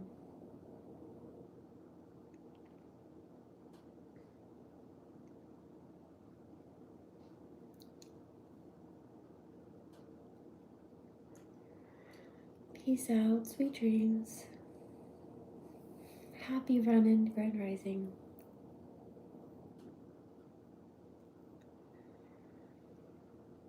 And wherever anyone else is in between the time zones. I hope you have a good day or night, evening or afternoon.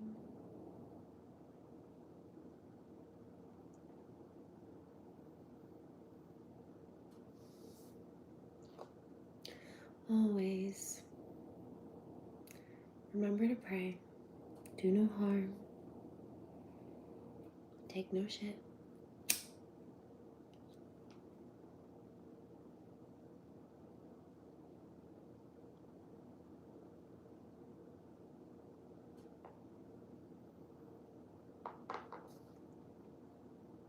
Sovereign surrender. Blessings. Namaste.